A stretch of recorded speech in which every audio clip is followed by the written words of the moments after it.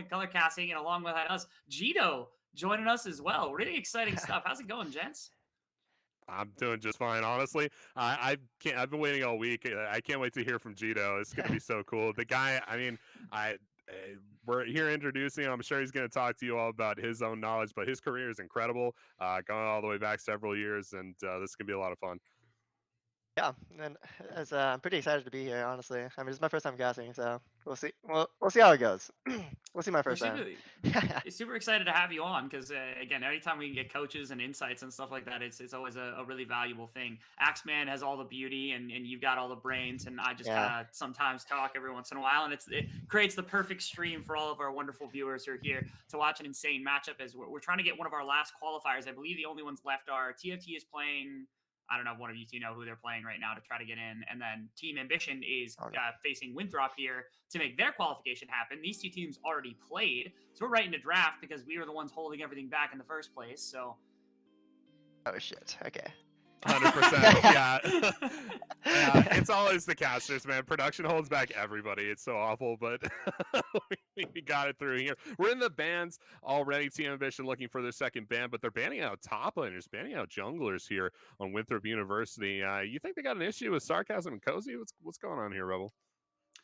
Okay, so I do remember last time we played. So just to name a few differences, Team Ambition did kind of crush Winthrop last time. They snowballed both games. True. A lot of it was like Sarcasm was doing really well on Elise. Surprisingly, they actually banned out the Elise. They don't want it to go over to Frost Forces. They're back on the blue side. And also, notably, again, there was a pull-up of Team Ambition's mid laner. Now Kachu is stepping in as well for the squad. So there's a little bit of difference that we had previously from Team Ambition, because originally this roster had two other players, both of which got lifted into NACL, which means that they are no longer able to play in the qualifiers. Very true. And yeah, I watched that VOD as well. TA really took him to task. It was not an easy VOD to watch by any stretch of the imagination. Really well executed by Sarcasm, though. Incredible gameplay. We've seen him on Silas Jungle, too, which is nasty as well. Awesome. Difficult to ban out. I mean, you're throwing jungle bans at this guy, and he's like, I got Silas in the back pocket, baby. I am unbeatable. Like, what are you going to do? But Mabud with the first pick coming through here in just a little bit, and he picks Warwick. All right, no, he's hover. That's a hover. That's a hover. Yeah, that's a hover. Hold on. Yeah, okay, there we go. There we go. I'm still in charge. I'm still in charge here. We do get that Varus pick coming through. Gito, let's get you in here, man. What do you think of the Varus first pick? I mean, I did a little bit of research on these guys before, and like this guy's has 3 Varus games before this, and this is his 4th Varus game, so they like obviously have a high priority on Varus. So we'll see how it does. I mean, I'm not too high on ZKG just because he has the lowest damage per gold percentage in the league right now. So I want to see him do a little bit more damage and see him play a little bit more aggressive, but we'll see what happens. And then just pick the Vi. So I'm assuming they're just picking like Lucianami here or like. This actually got taken away from Ambition, I believe, last time these two teams played, which was weird to me because I'm like, okay, I don't know why the Lux is definitely getting taken off the board. It might just be like a Caitlyn Lux situation where if they pick the Caitlyn, they're like terrified Lux gets grabbed. And also famously, ZKG in the past in like CLOL and also in Amateur back when like previous when Winthrop was kind of competing elsewhere was really famous for picking like just soul-crushing champions in the bottom lane. So, like, Seraphine was the big one where it's like, okay, they're taking Seraphine, and that's what ZKG was stuck on. So it doesn't shocking that that's the case. They also pull the Uno reverse card because in the modern meta now it's like, okay, we're going to take the Lux, so you can't take the Caitlyn because you got an ADC, except that Caitlyn now plays support as well, which is wild. Okay, so I guess Varus mid is the shot call here. No. It's Varus Kate bot. It's just Varus Kate. Okay, hey, all right. Actually, pretty interested to see what Zeb will pick too, because they were planning to pick, I think, Caitlyn there, but then this guy has played 2 Ziggs games and 2 Sipper games, so I'm pretty sure he's gonna pick one of the two. We'll see what happens. Just like one of the poke lanes. I haven't seen Pluto play any Lux, so he's more so a melee player. So I was gonna point that out too. It's like we've been talking a lot about what needs to happen from like a meta perspective in this draft. Who's taking which champions? I feel like Pluto got left out of the conversation. Like, where's the Nautilus, man? Like, where was the Pluto Nautilus that has enabled this team to perform so often? Yeah, he's got 4 Nautilus games. He has 100% Nautilus pick rate. So this is his first Lux game, and then they're picking Ziggs. This is their 3rd Ziggs game. So it's like.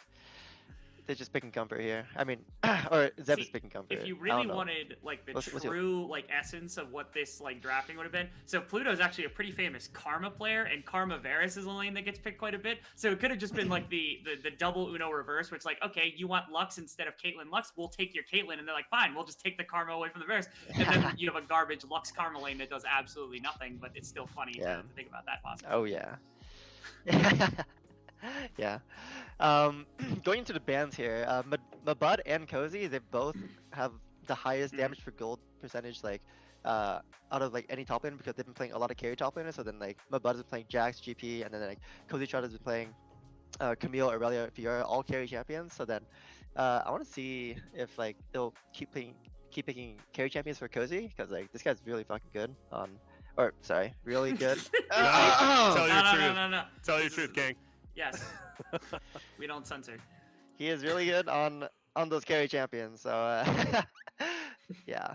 Sorry, I lost my train of thought just because. Nah, he certainly is. He certainly is there. Not to worry about it, man. Cassante coming through here for Mahmoud. Coming out, it will be the Jace matchup up top side there. So maybe some fireworks. Looking forward to that one. Nope, the Scion actually gonna neutralize, we'll say, here a little bit. But looking for those last picks coming through on the blue side. What are you gonna blind here if you're in the mid lane? I think like Azir or Victor, I think. Sounds good to me. I like the Azir pick here for sure. I think that gives them a lot of space too with the Scion up in the front line.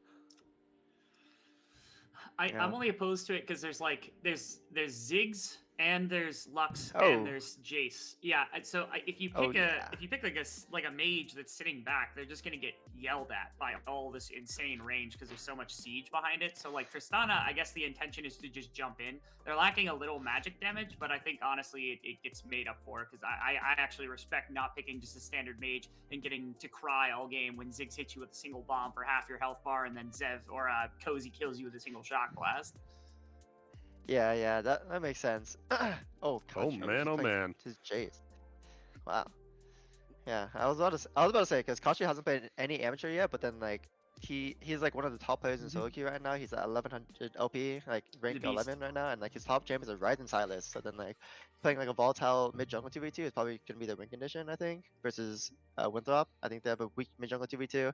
I think they have to play around their top laner. Like just looking at the stats, like Mabud has been like their best performing player, like with like a 28% damage percentage out from a top laner, which is like pretty insane in my opinion. Like usually a top laner does like 25%, like at most 25% of his team's damage on average, but then Mabud and Cozy, they both have like 29-28% of their team's damage with really good damage to gold percentage. Like they're really efficient with their gold. So we'll see how this game goes, because Mabud on the tank is probably not the right condition, but we'll see. Just looking at the stats, not looking at anything else. I haven't watched any other games, unfortunately. I didn't do that much research. It sounds like you know better than I do. It could be lethality Scion. Who knows, right? Maybe he's going to be laying down the damage up top there. Little bounce action coming in. Oh yeah, a little bounce action. You know we love to see it. But yeah, let's talk about the bot lane 3v3s here. We got two all-reliant junglers. One's a little bit better skirmishing than the other. Is this a case of Sarcasm tries to box Frost Forest out of the jungle in the early game, tries to lay that level 6, fight over objectives? What do you think in the bot side here? Yeah, I'm of the opinion that like Winthrop's best opportunities in this game are that, again, because they've got so much range, there's so little survivability for like Jace and Ziggs and Lux that like if Frost Force finds a good like backline ult, if Mabud gets a good ult and hits people in the backline, then you follow up with like an arrow from Kenji, damage from ZKG, and then most importantly Ivano getting resets and being able to kind of jump between people, and that's your best bet in a game like this. So Sarcasm attacking Frost Force as fast as possible, especially if you have a pushing lane, especially bottom side, like you should be able to open up Pluto to go help him to some extent. Then Sarcasm bullying out Frost Force is a really easy way to just get control of the game for the first 15 minutes or something before, you know, Frost Force gets access to level 6 and starts hitting like backliners with big ultimates to set up his team for success. What about you, Axeman? What do you think? Yeah. What do I think? I don't know. I want to hear what Gito thinks. No way. I think whatever Gito's about to say. Yeah, I think, hey, folks at home, I think whatever Gito's about to say. Gito? Sorry, what was the question again? Oh, who knows, man. Something about the bot lane. I think we're getting on to Summoner's Earth in just a little bit here. I don't know. Okay, well, sorry, I missed the No, question. it's I totally was a bit fine. It wasn't a distracted. good Sorry. question anyway. I think it was like, how's the 3v3 bot lane go? But yeah, it was a while ago. Rebel Fox's answer was super good, so I don't know. We could bump into what is a win condition for Winthrop, because like if we're establishing this as team ambition, came out with a 2-0, they're feeling great. They've got a composition with a punch of poke damage. They just got a bunch to work with. So what does Winthrop do to win? Like, how do they win this game? Yeah, so pretty much how TA want to win too. Like just like try to attack TA's win condition is like get first setup on dragon, get first setup on like the objective, so then like they can TA have to walk into the fog, because if TA get their first objective, then like get the first setup. Sorry, get the first setup first. They can just like poke while they come in, and then like it's gonna be really hard for Winthrop to come into the objective. But then if they get first setup, then they can just like look for an engage, look for a flank, something like that. Just like try to get to the backline somehow, because it's gonna be pretty hard for them to play the game, I think, with their bot lane like this, because it's their bot lane and mid jungle TPs don't really mesh well together. Like it's kind of like an engage slash engage slash like go in style, with like their bot lane being like a poke and like a setup style. So like it'll be interesting to see like how they set up around it, because I think it's not ideal. Doesn't seem ideal. Yeah. Not the way you framed it anyway. It's kind of losing a little bit here in the game one, but yeah, like we said, Team Ambition super ran this matchup between these two teams the first time they met. Easy 2-0, just like Rebel said. Has Winthrop grown enough to be able to shut them down here, get into the rift just a little bit? I can hear the champions loading it. Then we'll get in for level one. Spoilers, Should be good actually. times. Spoilers. Yeah.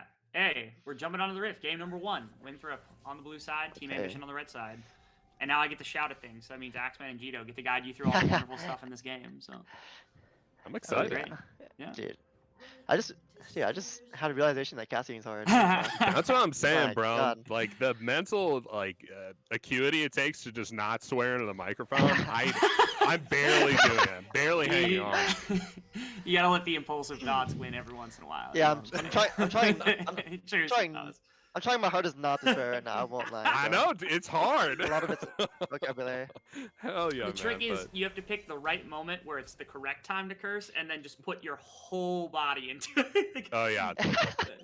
Full send. Full send it. Just full send it, and then you can't pick like the wrong one. You have to use like a slightly lesser, like damn or something. Like you can say damn with your whole heart, and nobody's really gonna be that mad if the position's right for it. So that's a win right there. Winthrop just took a commanding gold lead at the beginning of the game. Massive. Absolutely massive. Got the word. They're gonna get down. another one. Okay. Look at the support gap, Mike. The game's God. over. My throps are out. Ugh. What? Now TA's bot lane has to play really safe because they don't really have a ward, so Yeah. it's gonna be. I don't have a ward. He says he's gonna be a menace. And I love when top laners do this. This is my favorite thing that top laners do, is just go be an absolute gremlin to the jungler and say, no, you can't take this for free. this guy's such a rat. What the heck? 100%. Yeah, you heard it here first. Cozy, total rat behavior. They set up the deep vision here too on both of the color buff camps there. The red and the blue super deep for Team Ambition. So there's ultimate tracking on Frost Forest here. The guy's not gonna be able to make anything happen early in this game. All right.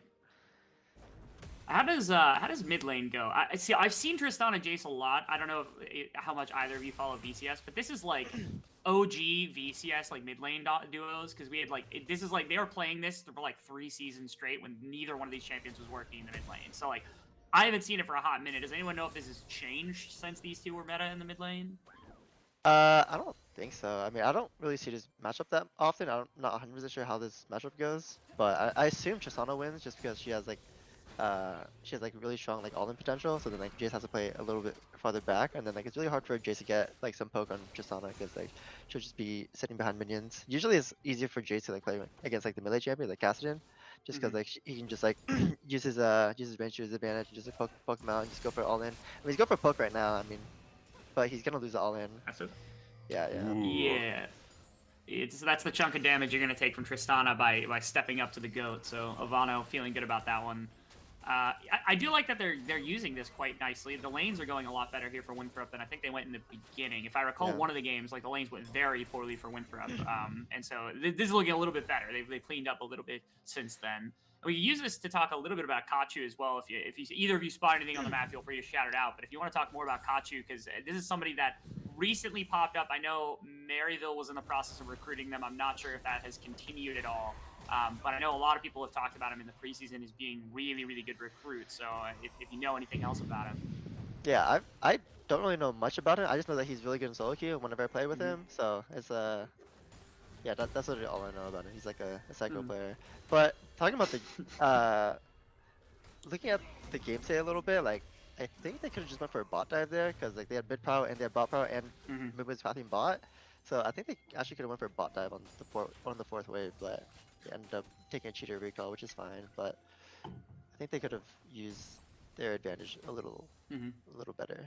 But certainly slow game so far, dragging up in 45 seconds. We'll see if maybe we can get a little bit of action out of Sarcasm here. He's pathing down towards the bot side, no camps up there for him. So maybe he's looking for that 3v2. yeah, everyone's 6 camping. That's all I'm saying, man. It's been a It's slow like game. It's not good to 6 camp here. Okay. Also, I guess Sarcasm doesn't want to gank, but he's walking right over a ward. Okay, a little bit of This action. is my favorite gank. Flash, maybe. Q coming in. It was a great bomb from Zev to try to set that up, but a good flash from Kenji gets him out. I'm surprised he had to blow his flash there. Oh my god, he was that far up. I guess he went to the alcove, so interesting. Yeah, very interesting there. But Sarcasm, he full sends it for the boys, doesn't get anything there. So maybe he should have been full clearing, just 6 camping over and over again. He won't be able to unlock his bot lane there, so that dragging gets super hard. You still see that Scuttle Shrine down around the bot side there too. There's a mid lane gank. Oh, okay. Okay, a little bit. Ivano's low health. Nice flash from Kachu. Gets him really away good from flash, Frostforce. Yeah. It's really weird because we were like wanted Sarcasm to go bully Frostforce, and it just hasn't been the case. And now for like 6 camping over and over again, like that means Frostforce is gonna have easy access to 6, and that's not good. Like that's the opposite of what Ambition wants here, right? Yeah. I mean, also, Jace blowing his flash is going to be really, really big because like they just won't have any mid power for the next 5 minutes because it's just be under threat. I want to see Kenji and Amumu, or sorry, Frostforest, go through mid, just like get a lot of vision for him, so then like he can play a lot more aggressive. So then they get mid power, they can get the dragon. They should be able to get the first dragon and the second dragon with the Herald too, just because this mid jungle 2v2 is just like completely unplayable without Jace's flash. So we'll see what they do about it, but I think they get the first dragon here. Yeah, it certainly looks like it here. The time is now. If you're a Winthrop supporter, go ahead and cheer in chat for the boys. They're taking down the first neutral objective, the Summoner's Rift. Good stuff. Yeah. You would expect it. I mean, they do have like double marksman bottom lane. They're feeling good. That's been kind of used against the side of Team Ambition since level 1 when they were winning trades and getting wards and getting everything. So now all 3 of their marksmen are just like destroying the laning phase, which is, if you got 3 winning marksman lanes, you're feeling good about yourself. Yeah. No, I'm feeling good about this Winthrop game as a Winthrop fan. Yeah, Winthrop, they're looking pretty good. Let's see what they do about this Herald, because I think what they should do is like Amumu should just take his entire top side, and then bot lane should push out if they can, and then they can just move up for Herald with the top laner here. Just get the mid jungle 2v2. Maybe look for a kill on mid, and then just get the Herald for free. But let's see what Sarcasm does in response, because he could just trade completely. Trade the Herald completely and just fucking go bot lane. And just go bot lane. And just go bot lane. Intrusive thoughts, man. Intrusive thoughts continue. Like, I'm stuttering so much because I'm like mid curse. I'm like, oh shoot. Oh yeah. Dude, casting's so hard, guys. Okay, I respect you guys a lot. I more appreciate that. I would probably say coaching at the level you coach is harder, but yeah, I guess casting can be a little bit more difficult. Rift Herald up in just a few seconds for you here. Frostforce level 6 is the game. Yeah. Ivano gets behind him. Yo, punish. Stack really hard. That's a reset on the W. They should be able to catch Kachi. Nice grab by that's first blood of Ivano. And Sarcasm can't do anything about it. He's down in a level to Frostforce. You'd think that would set up immediately call for a Rift Herald swap here. You would think so. Yeah, they don't need to swap here since they kill Jace. Then like they can just 3v3 Yeah. hill top and then like bot lane can Mhm. stay bot and then defend the bot side here. Don't have to lose any waves, so it's gonna be really good for Winthrop. Like, dude, that Jace Q was so good. My God. We queue forward a little bit here. All comes down, not going to connect with Pluto. So what are our thoughts on Pluto so far? He doesn't have the Nautilus. This is his first non-Nautilus game. How's he doing? Not doing too good. He hasn't gotten his support item yet, so that means he hasn't been weaving in enough autos or like hasn't been hitting enough spells. Yeah, I mean, usually you should get your support item at like 7 minutes as like the spelty is like mage versus mage matchup, but I don't know how many stacks he has right now, but I assume that he has like around like 400, maybe even 350. Mhm. Oh my God, that is not too good. Oh. It's not good. It is. So I'm going to give Pluto the benefit of the doubt because I'm still 100% convinced that they went, oh, they're going to pick Caitlyn Lux, so let's just take the Lux to make sure they can't get the Caitlyn or Caitlyn Lux combination. And they got bamboozled into it, and then Pluto just had to take the short end of the stick and be like, yeah, we're not playing Lux anywhere else. Sorry, bud. Like, you're picking the champion. Okay. I'm convinced that's what happened. Yeah, hopefully that's what happened because my Lux having 300 stacks, not even 300 stacks at this timer is not too good. He's gonna probably get his stacks like at around like 13 minutes to 14 minutes, maybe even 15 minutes, just because of how little stacks you get like towards this stage of the game. Oh my God! Ooh. Kill this guy! You really gotta be careful with that. Like Amano had ultimate last time too. If you just like flash ultimate back into a Mumu, then he just dies again. Ooh, Big going play. all out. Nice. Okay. Cozy. I don't think he has the damage. It doesn't seem like there's enough damage here unless this third Q hits. No, not gonna have the range. So Cozy just flexing a little bit on my bud. It doesn't quite have the damage there. Ultimate going to come out, narrowly connect with Ivano. I think that stopped his That back. stacks though. That stacks though. That is 20 gold right there. 20 gold. Let's He's go! doing it. 20 gold luck salt. Let's go. Dodge Actually. this. He's not quite able to.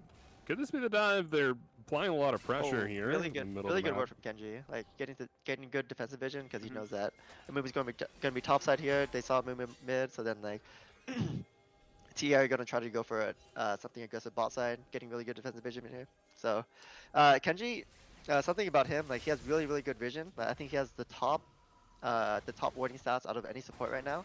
He's playing a lot of Lulu, a lot of enchanters. He played one auto this game where he had 30% of his team's deaths, but that's okay. But his Lulu, Karma, Morgana, like his enchanters are really good. So like him playing like enchanters or long range champions, like I think that's what he excels in. Just like looking at the stats, not looking at any of the games. So I think that's why he's kind of smurfing. Are you familiar with like the RTS style of playing League of Legends, where if you've got somebody that's like a brilliant mind, like a coach, or somebody that like just maybe the hands aren't quite where they were at one point, they play support and they play champions with limited kind of abilities, and then they're kind of just like in-game leaders.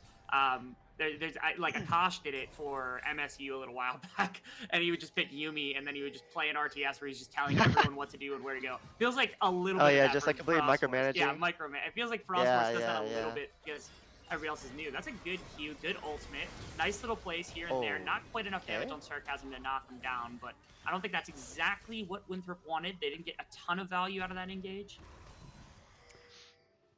Yeah. I mean, they shouldn't engage there because like they don't have mid pro. They should just be playing with the mid jungle 2v2 because like the mid jungle 2v2 is way stronger than TA's mid jungle 2v2. So they shouldn't be playing on the mid 3v3 in my opinion. Like just playing on this guy. Just this guy will probably end. I think caught you into like 3 times already. He should have died. Like he should be 3 deaths in right now, but he's in 1 death. I think they're a bit scared just because like it's a match, but I think in scrims he's probably dead on site, but we'll see. We'll see how they punish it, because I think this guy's playing way too aggressive for his champion and the mid jungle 2v2, and they're gonna get Dragon. Yeah, they sure are gonna get Dragon here. It's on the back of what they've built so far with the rotation over from Kachu. And yeah, they'll be able to take this one down super easily. Vano rotating over. He's not going to get there in time, so we'll take the objective. Move on their lives there. Meanwhile, Frostforce up top side. He's looking to keep six camp clearing over and over. Seems pretty content to do that. It's worked out for him so far. Ooh. All right. Taking stock of this game, is 2,000 gold enough to matter? Like, can Winthrop win this game with the 2,000 gold advantage that they're holding right now? Like, is that sufficient coming into the mid game? Were they able to leverage their early game into enough advantage for it to matter? I think they can win if they play around Ivano, because I think, judging from the stats, like Ivano, he has the 6th highest gold to damage percentage out of any mid laner in the qualifiers right now. He's been playing a lot of Lissandra. He's been playing Lissandra, not a lot. He's played one Lissandra game. Lissandra, Shisana, Ari, and Jace, and he has a 115% gold to damage percentage. So, I think if they play around him and they play around like his win condition and what he wants to play around, then I think they can win. Just let him carry. Because I think in this game, Midbud is not carrying on the Scion, but I could be wrong. Yeah, I'm right there with you on that one. I don't know if Mabud's going to be able to carry on the full tank Scion, but we'll certainly see. Honestly, actually in scrims yesterday, Tony Top had a mean Scion. Actually, wait. His Scion was terrible. His Scion was really bad. Definitely let him have the champion, everybody. It's fine. Actually, this was genius from G. So he actually is a really bad Scion. So anyone that's watching it will be like, "Oh, we got to get rid of the Scion." And then it's actually bad. So he's like, "It's a double clown." I know Gito's game. It's fine. Yeah. Reverse chronology. Yeah, it's good stuff. This is like OG, like the League of Legends tank play, where it's just wet noodle fights over and over again. These two are never under threat of dying. Oh. Really seems like it here. Got some big boys top lane. Nobody's going up there to help them either. So kind of on that island. Oh my god, it's gonna be a fight. Let's go. A little bit of a fight, maybe? Yeah, maybe we'll see. Here comes Frost Forest. You get slowed on the way in. They're gonna lose the Rift Herald. They just back off. All right. Little bit of action. There is a fight. It's just in the top lane. He might have it now. He might have the damage this time. Yeah, I don't think the ultimate's gonna be able to get an angle for Mabud unless he flashes out of the way. And there's people here already. So Mabud just gonna get brought. He gets out. The ultimate used to deny Sarcasm's ultimate, and then the flash away. What a monstrous play from Mabud to not die.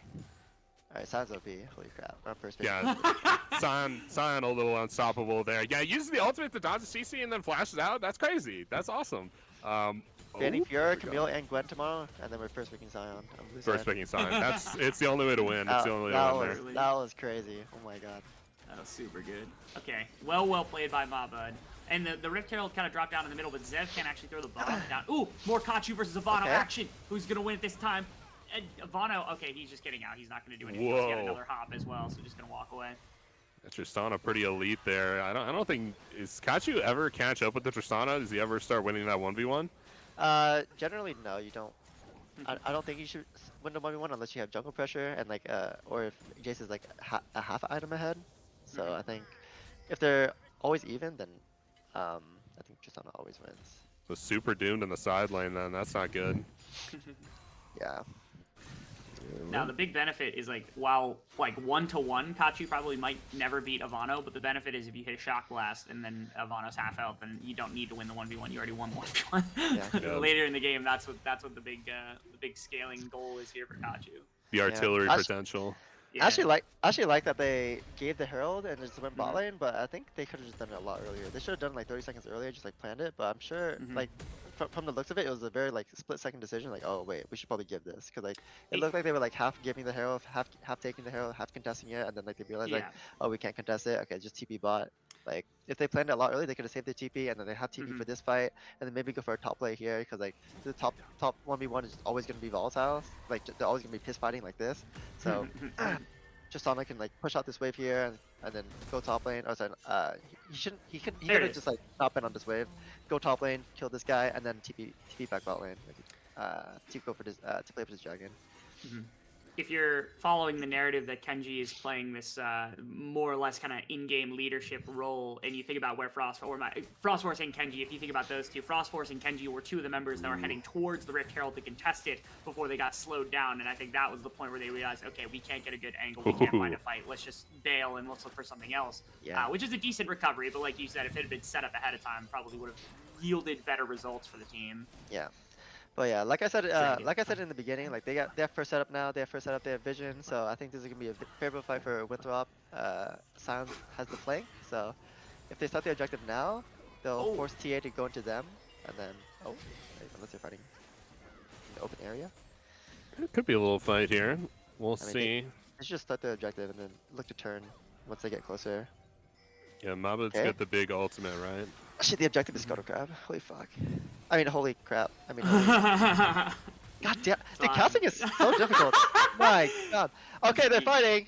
Yeah, keep your eye on Frost Force, because again, Dragon is going to come down. There's a big flank in the back as well from Kachu, who's going to try to find something. That's an ultimate on one person, not a great effect right there. Ultimate in the middle, and some poke damage being dropped on both sides as Mabut's hanging in the front. Frost Force hanging in the front, trying to get to the back is Kachu, as they're being able to get something. That's a Dragon over to the side of Winthrop as Kachu gets his first, and that's one in the back. Can Cozy get another? Will be able to find Mabut? He does get down Mabut. Now Frost Force is going to trade it back. This is a back and forth fight between the two. Ivano knocks away Kachu at the last second. The W and the O is going to be able to get another one, and that's going to be Zev going down. As Winthrop, they get the Dragon, and they're going to get a massive fight win. Ivano might go. Holy crap. My. Pluto, the only survivor of that fight. That was incredible, top to bottom. Yeah, the Tristana showed up big for him there. They get the objective as well. He's going to teleport instantly top? What? Yeah, let him cook, bro. Let him cook. Yeah, Let's let go. him cook. Holy cow. This guy's the go. Oh my god. Yeah, really. On the Tristana, too, of all things. And taking it to Kachu. Number 11 on the solo queue ladder. This is a very different Winthrop than we saw the last time these two teams met.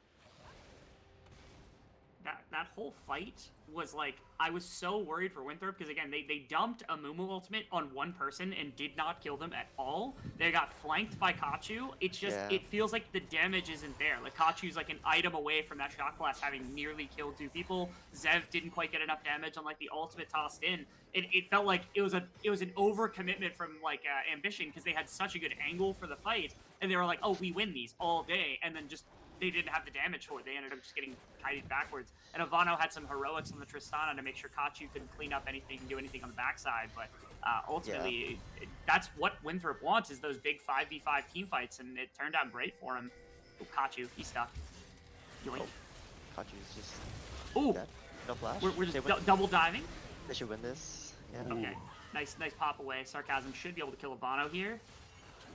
Okay. Okay, I was worried for a second. Wow. He's gonna sustain through it. Here comes Kenji. Now the support's reinforced, and it's gonna be Pluto. He has to flash away. It's an ultimate coming out. He misses everything. The Luck's not getting a bunch of things, but Sarcasm is still popping off, and everybody's gonna walk out of that one. Can a Q come through from Kenji? He's not gonna find Pluto or Sarcasm, so it's just a 1-for-1 as both sides walk away. Holy crap, Rebel Fox, you're a fucking rap god. My god. Yeah, brilliant. Dude does it both ways. Crazy. I don't know how he does it. I certainly can't. My play earlier, not good like that. That was something else. But yeah. Anyways, going back to that dragon fight. Like you said, like TA had like a really good position, but then like they just went too far into like their chokes. That's something that Winthrop wants. They just want them to go into like their zone to fight, and then like Kachi, he was feeling himself too much. I think he did a lot of damage on his like his QE. He did like 1,000,000 damage to like the three members, and he's like feeling himself. I think so. I think he just went too far, and then just misplayed a little bit. So I think for next fight, if TA just play in their win condition, just like playing like in their zones and just like letting them go into them, then it'll be a lot easier. And that was, I think you brought it up at the beginning, which is that like TA wants to be on the objective first so that happens, so that you're not fighting into the zones that Winthrop wants to pull into. They want to be on the objective first so that they're not getting caught. They're in open space, and then you don't have to worry about that. But that's not what happened, and Winthrop knew that, and so Winthrop makes the good decision to do exactly what you suggested. That's a great thought, Axeman. I really appreciate that. As we know, those are your thoughts, I'm laying it down. You know how it is. Axeman. Man, Axeman is just. You want to coach Joey top? No, I'm chilling. I'm chilling in the casting. Thank you, though. I appreciate it. We need a top in positional coach right now. So if you want to. Oh, kill this guy. You know me. Not allowed. Illegal. Enter. Going back in. Yeah, it's a 1v1 win. Yeah, classic. I mean, Beauty. Yep, 2 items. If he's a half item ahead, he can probably win that. But yeah, they're even items, so that's not even close. Yeah, good stuff. This guy's too good, actually. My god. Yeah, get Ivano to do the top lane coaching. He's got it. Maybe we might need to replace Sudsy, honestly. Jeez. Poor Sudsy, man. But yeah, we'll fight here in the bot lane. I don't know. Yeah, you want to play this one, Rebel? It might be a while. Yeah, I'm gonna. And a huge play coming out from Sion. Let's just go, throwing the Q out, and that's all I got. Yeah, that's all I had too. Sometimes you have to recognize the wet noodle fight and just be like, yeah, this isn't gonna amount to anything, and just bail on it and just talk about other things. That's when There you feel sure narrative, is some you know, fighting other going stuff. on. Yeah, there might be. Hey, you know what? Team Ambition is the first in the river. The Scuttle Crab is down. They get interior vision. They lost push in mid lane. Like, if they're not super careful, the Dragon's going to spawn right as the wave comes. So they lost mid lane push against 3 ADCs. So if they're not, like, super cautious, they just lose mid tower. Wait, kill this guy. Interesting. What is that? Teleport does complete. They find a couple of abilities here and there, and it's a nice tower take. And also, two had to leave the river, so that means they just don't have the river pressure. And now Winthrop's going to walk themselves in. So it's Team Ambition getting run around just a little bit here. Not in a perfect position. And you're going to allow the poke. I guess Team Ambition was somehow able to hold this. Again, the multi-ADC makes it difficult to hold mid lane because they can just push for towers. So they're kind of getting pulled in two directions right now. Yeah, and Team Ambition need time to set up their artillery guns in the correct positions to defend. And unfortunately, they got everything set up. There was just no attack from Winthrop. They're content to push it down mid lane and control the top side of the map, presumably looking for Baron. Yeah, they just have nowhere to go here. I don't like that on Winthrop. I think they should have fought that. Because if they're four kills ahead, they're 3k gold up, or 4k gold up, sorry. And they're giving the objective, like, that doesn't make sense to me. They had a really good position there. Like, they saw two mid. But ultimate, Frost Force has to use it defensively. They're going to catch up Cozy, who's not quite down. He's down to about a third health. Has to press the ultimate, gets disrupted in the middle of everything. Isn't quite going to go down until right now when Mobba goes back in, and that's going to be two. His Sarcasm, he gets the flash away. Barely doesn't die to ZKG's Gale Force. As it's a 1-for-1, Kachu is able to find something on the opposite side. Mobba actually gets knocked back into the tower, throws a couple of autos, and grabs top lane tower. So there's a 1-for-1 nice. The top lane going down. Dragon as well. And that's going to be an ultimate coming from Zen. To catch Kenzie. And now Kachu fancies himself another 1v1 against Abano. Gets knocked up in the midst of everything. Now Pluto wants to try to find him. Doesn't get the Q. He gets the flash out. He's back in. Kachu wants it. He gets it. As it's going to be Frost Force hunting him the other side. Now ZKG is going to be able to step forward with everybody else. And Zev gets caught out by Frost Force. There's another one trying to enter. A new challenger is just going to walk away as Sarcasm doesn't fancy the smoke right now. And instead, I thought it was just going to be the one kill. I thought we were going to walk away. Nope, we ended up getting an absolute Donnybrook here in the top lane with 3 kills going to the side of Winthrop, 2 to the side of TA.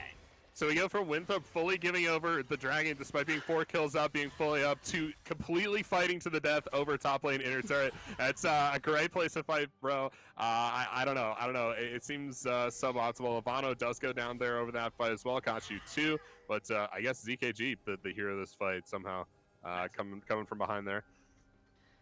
Yeah, ZKG's my boy now. And Pluto with the big ultimate too. Finally got some Lux action. Yeah, actually. Oh, he has a support item. Oh my god, I didn't even notice. I should have said something. Yeah, God damn it. yeah, that's fair. It was also funny because Pluto actually, he did very little damage because he popped the ultimate, and the ultimate like procced the Lux passive as well, and it did maybe 300 damage, and then Zev's bomb is the one that brought him down like half his health bar. So it looked like the ultimate did a bunch from Pluto, but it was actually Zev that destroyed him. Pluto's happy to take the credit. He needs that win. It looked good. Okay, wow. Okay, that was super close. Sarcasm got stuck by that. That was a Riot Games moment, certifiably. Optimistic. Yeah, to say the least. Well, optimistic. They want the Baron, I should think. Yeah, I would like them to go for a deeper vision control here with Kenji. He doesn't have a pink ward. He bought a longsword over a pink ward. I do not like that, Mr. Kenji, if you're listening. But I think something to note here. Lux's vision score compared to Varus's, like, it just shows how much the vision really does matter, like with control setup and how much impact it has in the game. Because like them not having any vision on the map is just like it just makes it so hard for TA to play their poke comp. Now TA, again, they're kind of getting into the Baron. They have to be super careful because they have the damage to take Baron, but with triple AD, you have to be really cautious that Winthrop can just blitz it down really quickly. So having control, having the ability to step into the river, that's a catch on the Sarcasm. Are they going to be able to get anything? No ultimate press yet from Frost Force. He just got it, 2 members. That's both tanks that are getting caught up in everything. And now Frost Force into the backline is going to be able to catch Kachu as that's 2 members down. Poke is still available from the side of TA. But they get a big fight win, and they're going to walk over to the Baron. They're just going to, again, this is a triple marksman. This is easy for them to just blitz. It's shredded right down. Wow. They're going to look for the contest. They're pushing in through the river towards the Baron here. Look out for the primary, engage the big artillery guns. And there's no steal. They just take it out for free. There's no way in for TA. Yeah, Man, Axeman covering for Rebel Fox because Eminem needs a break. Somebody needs a break. Eminem needs a break. I just knew TA. I mean, their two options there were walk in, contest, and throw abilities to try to like 1 in a million steal the Baron, Yeah. and potentially risk losing your lives and losing the map and basically losing the game, or stay alive, hope that the Baron buff isn't going to be your death. They don't have 3 dragons, they have 2, so there's no soul imminent. They're gonna lose a bunch of gold, they're gonna lose a bunch of structures, but if they can hold the base, there's still some minor thread of protection that TA is gonna have potentially to win. God, look at the structure damage. Holy cow. Yeah. I mean, what TR are doing is really good. They're just having Kachu in the top lane, and they're just like slowly like just clearing the waves, and then like Kachu can even go for the top T2, just get him really ahead, and then just play for the 4th dragon fight because they're gonna lose this 3rd dragon, and then just gonna play for the 4th dragon here. So just slowly clear the waves here with Ziggs and Lux. They're not throwing any abilities on the minions. They're throwing abilities on the champions. I do not like that. They're going to lose the game here. Oh my god. Yes, oh my god. They're very much going to lose the game. With Caitlyn and Tristana, 2 structure-destroying marksmen alongside everything else they've got, they didn't have to burn anything major right there. I think they burned Frost Force ultimate. That's all they had to burn. They just don't have the damage to push them off with all these kind of siege engines. These big artillery cannons are not enough to push back Winthrop. Because they're going to have a ton of waves. That's how engaged from Mob, but underneath the tower, Zev is just immediately blown up. Everybody else is going to have problems. Pluto jumps in. Ivano's actually pretty far back. Kachu wasn't able to get enough damage, though. As Sarcasm into the backline as well, he just doesn't have enough damage to be able to kill anybody. Does a decent amount of work. Kachu and Pluto have to make miracles happen here in the midst of everything, but I just don't think it's going to happen. He flashes to try to get Kenji. That's the support, man. You're not going to get anything. And Winthrop, after getting 2-0'd in the previous round, take game number 1 against Team Ambition to qualify for the next round. Oh, I'm so excited, man, as a Winthrop fan. Yes, we're actually doing it. Please, God, yes. Game 1 goes down. Convincing fashion, too. Avado, my goat, baby. That was so sick, the Tristana. You got to take it away from him. Yeah, he played really well. I mean, I think what TA did was like pretty bad. I mean, they just kept going into Winthrop's like chokes and like areas like they want to fight in, and then just like keep going into them. But then like they should just keep the control and just let them go into them, and then just like they let them play their game. But then since they didn't do that, I mean, you saw. I mean, like every single fight was just so bad for them. So that's really unfortunate. Very true. But yeah, Ivano is the goat. Ivano's good. Yeah. After that game, also, I mean, it feels like Winthrop went back to the drawing board. Kachu, also the new addition to the team. It felt like that was there's a rough bit of gameplay there from Kachu with the rest of Team Ambition, where like that is clearly some sore spot that might have done something to Team Ambition, where they're now going to have to figure out what they need to do to accomplish a little bit more. That was a bit of a poke composition, a little bit strange for them. Hopefully they can go back to the drawing board in game number 2 and bring back something that's going to be competitive, because Winthrop left a bit on the board. I think we talked about all game. There was plenty left on the board for Winthrop that they were not able to capitalize on. So it wasn't like a purely perfect game from Winthrop that they just crushed in. Absolutely. There's avenues for Team Ambition. I'm excited to see what they're going to draw up here. Yeah, I mean, I think a lot of what Winthrop's problems are just like not planning ahead, like further. What's the word? Just like I can't speak English right now. Oh my god. They just can't really, or they just really need to get better at like planning ahead, like a minute or like a minute 30 in advance, because it looks like they're just like making plans like on the fly or like 30 seconds in advance, which is way too late. Like you need to plan it like 1 minute, 1 minute 30. Like I wish I had the objective timers on the maps so I can see, but yeah, I mean, it just looked like they just like had lack of planning and lack of decision making too. Just like they just like kept going on the objective, like on that dragon that they gave. I think it was the 4th dragon that they gave. Like I think they if they were planning to give that like way earlier, they could have just got the top T2 for free and then go back into the bot side and then force them to just like keep walking and keep shifting all the way back to the bot T2, like just stuff like that is just I think what they need to get better at if they want to like excel in this tournament. But yeah, they played really well though. I mean, Ivano played really well. Mabud, the rock in the top. ZKG impressed me too. Like he did like a lot more damage than I expected him to. So yeah, they all played pretty well. All right.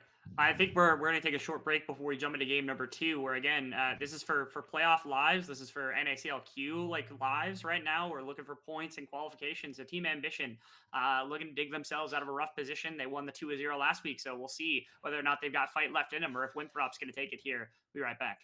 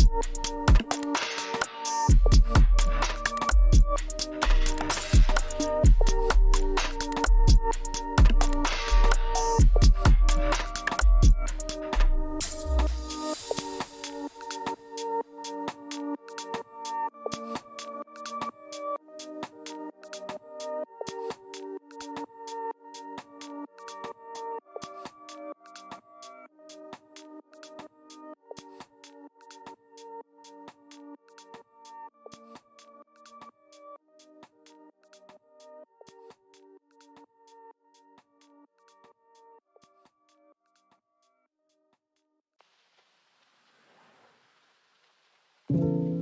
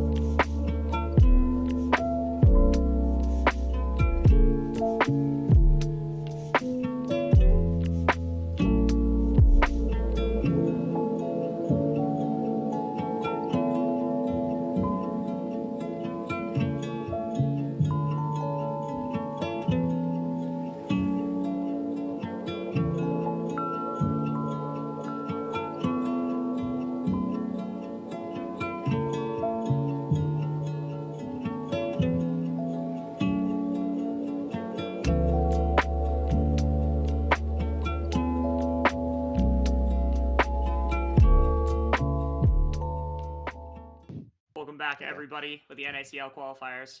We're here with game number 2 between Winthrop and Team Ambition, as Winthrop took game number 1 in pretty convincing fashion. We're really excited for that because of how competitive that these two have been over the last few series. I'm Rebel Fox alongside Gito and Axben once again. Again, gents, expectations for game number 2. What do we want to see from these two teams? Rebel. Is TA going to be on blue side? Sorry. No. Good question. We don't know. Caddy will I think know. Cotty will yell at us if they know the answer.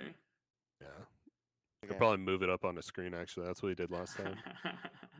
And no, it's Team in Ambition chat blue this side. time. Team Ambition blue side, Gito. Yeah, TA's on blue side. So I think this game, I think Sarcasm really wants to Elise because like his stats are crazy on Elise. Like he has 1K up gold at 10 minutes in both of his games that he played Elise. He plays Viego and Silas, but those two games like I think he lost. So then like his stats are not that good. But then like his 2 Elise games, like he just was completely smurfing in the stats department. So like hopefully they get Elise. I think they're gonna ban it though. I think one of them have to ban it because that's probably like the win condition. But yeah. Maybe we'll see my butt on a carry because I need to see that guy on a carry. Be nice. Yeah. Funny enough, Winthrop, or my apologies, Team Ambition, they played 2 games of Elise. Both of them were pop-offs. Both of them against Winthrop. That's how they crushed Winthrop last time, was the super early Sarcasm Elise diff in the jungle. So again, being on blue side, that probably warrants a ban from Winthrop. So something's getting through that wasn't there last time. They're banning it Probably, for sure, yeah, by the way. certainly. There's no way they're not banning it. Yeah, see, I've heard that before, and then we get nonsense. Like we get players that ego, and then they're like, we don't need to ban Elise. It'll be fine. Yeah. Get crushed. So. And then Moose Hater gets Garen, and then Moose Hater gets Garen 8 games, and then they win 8 games. Oh yeah. Suddenly So, you're losing to wild card. Yeah, it's not great. Somebody that knows economics, tell me how to fix my budget. Ban Moose Hater's Garen. No. Nah, I can't do that.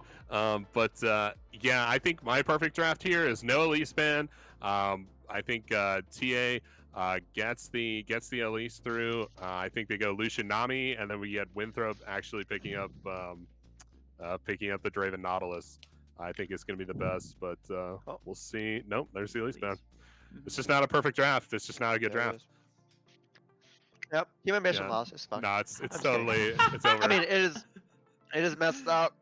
God damn it. No, we already broke it down. It's Band-Aid's torn off. It's perfectly fine. I'm pretty sure I'm probably like $100,000 in fines right now if I was on Elsewhere's cast. But I mean, it's worth it. The custom is worth it sometimes. You know? We can crowdfund that.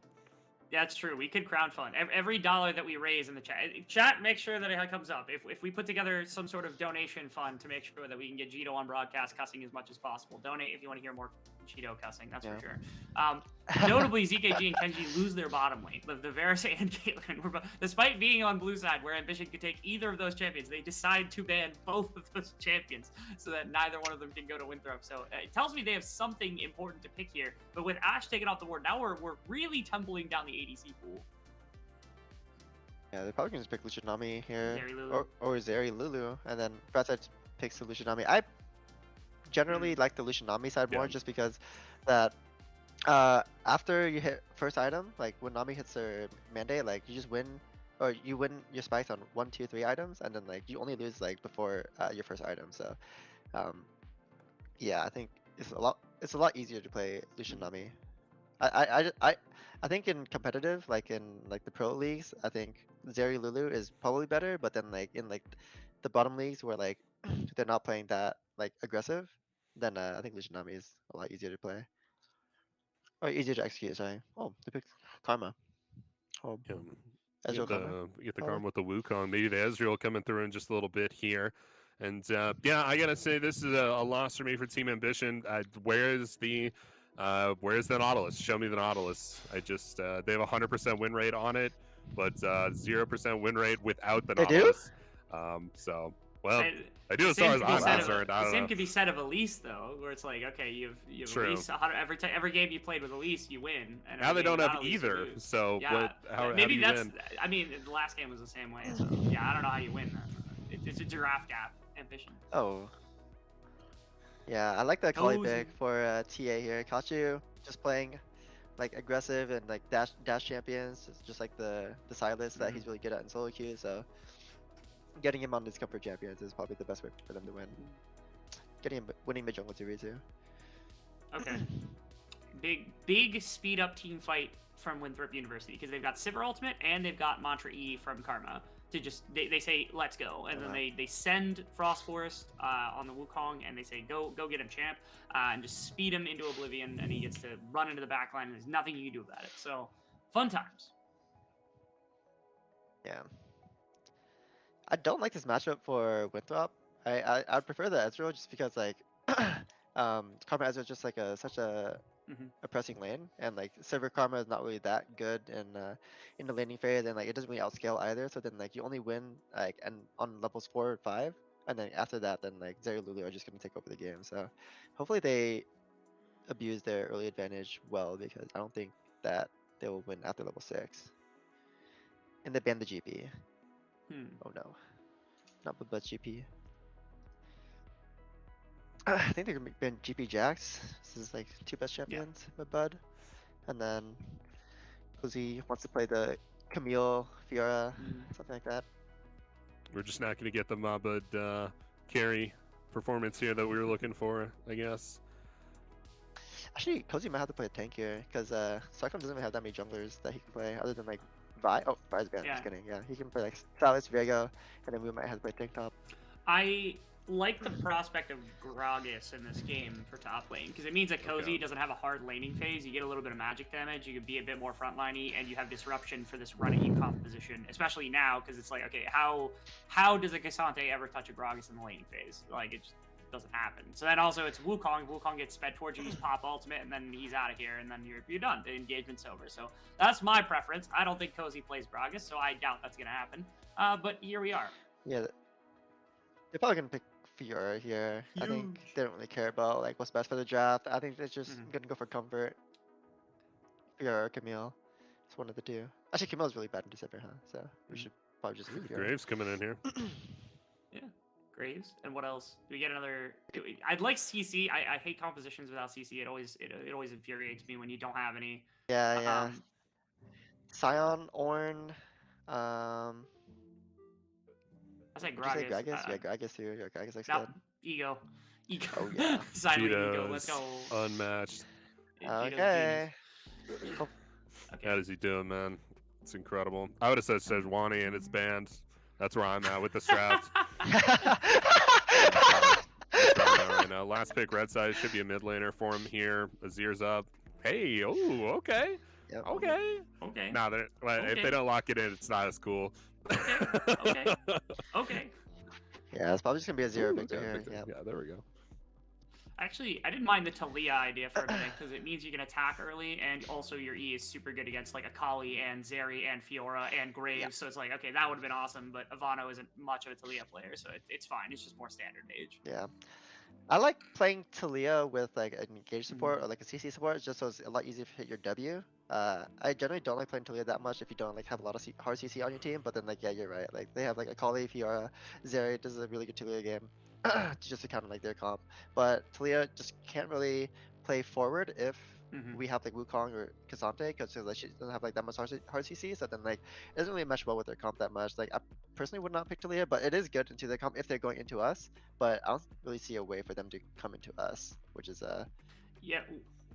What the main does concern. Team Ambition do to win here? Because they are all damage all over the place. Like they've got like one major CC ability, and that CC ability is Lulu's ultimate. And that's Yeah, I mean they start losing after level 6 if like the game is completely even. So then like they have to do like really crazy stuff early game. So like going for a late invade top side, like maybe go for like just cheese stuff, like just play really aggressive in like the enemy jungle, for them to like get past like the struggles of like the mid to late game team fighting. So I think I would like to see Sarcasm just do like a lot of early invades with like the bot prio and top prio. Axeman, Sounds like a good time to me. What do I want to see? What do you want Oh to see? man, I want to see Kachu tear it up right now. I want to see some of that solo queue magic on the Akali here. He finally has a much better matchup, I think, than the Jace did. Also, like you mentioned, all damage here, so it doesn't quite rely on the Jace like the last comp did either. So, it could be a more balanced approach here. But yeah, if it's me, it's Kachu pulling the solo queue and just going 10-0 in this game. Oh yeah, I mean, if Axeman was in this game, he'd probably go like 50, True. 100%. 100%. Except he'd be playing Olaf mid lane, just like Faker 2015 Worlds, just ego drop Olaf mid lane and just crush him on no matter what the circumstance. So Ghost Ignite. Yeah. Ghost Ignite, yeah. Easy dub right there. Axeman throws it down. We just kill them. Simply, if you just simply kill them over and over, they can't farm minions. Like it's just, I don't understand why we don't do that all the time. Yeah, I mean, Can't like win if you're dead. If the enemy nexus is like 0 HP, you win the game. So like, just get the enemy nexus. That's facts. Yeah, 100%. Okay, team hands check is what I'm gonna dub Team Ambition here, because I feel like that's what we're doing. That's what we're doing right now. It's just a hands check all over the place. And honestly, they've got the talent for it. Like Cozy and Kachu and Sarcasm have the hands to do this. So maybe that is the play. It's just like let's throw something at the wall and see what sticks against Winthrop, because Winthrop was playing super defensively. And like you said, also again, if their plans are coming 30 seconds ahead of time. If Ambition's playing at a higher mechanical level, if they've got the goal to compete with Winthrop in these situations, they could really cause some issues, because it's like, okay, if we jump on them when they're not expecting it because their setup is not far enough in the future, they don't have the vision for it, it could be devastating. Maybe that's the idea, is they're just going to operate in those little tiny kind of caveats that Winthrop weren't able to cover in the last game. Yeah. Agreed. Certainly could be here. Did we ever get a bracket to see which team this winning team of this series goes on to face? I know Maryville was the last one, but for this series, don't they play Lit? Or am I trolling? No, Lit would be a second seed. So every 1 seed will play a 2 seed. So it'll be one of the teams that won out of their group. Oh. And this was the group with but throw out teams native.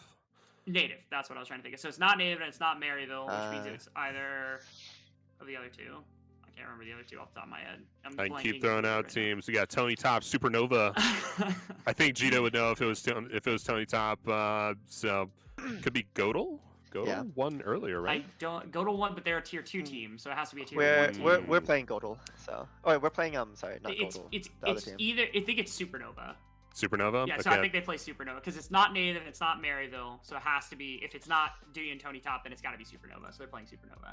Calling the shot right now, it's Supernova. If we're wrong, go ahead and sound off in chat. At me on Twitter. Yeah, at me on Twitter. Give me the interaction for sure. I don't want interaction. At Axeman on Twitter. Don't give me the I'll check right now and then at you guys on Twitter. That would be great. I would love it. But if I'm right, you have to donate $100 to the Gito Cussing. Oh my god. Yeah, I'm anti-up Twitch chat. Oh. Andy up Twitch chat, get in there.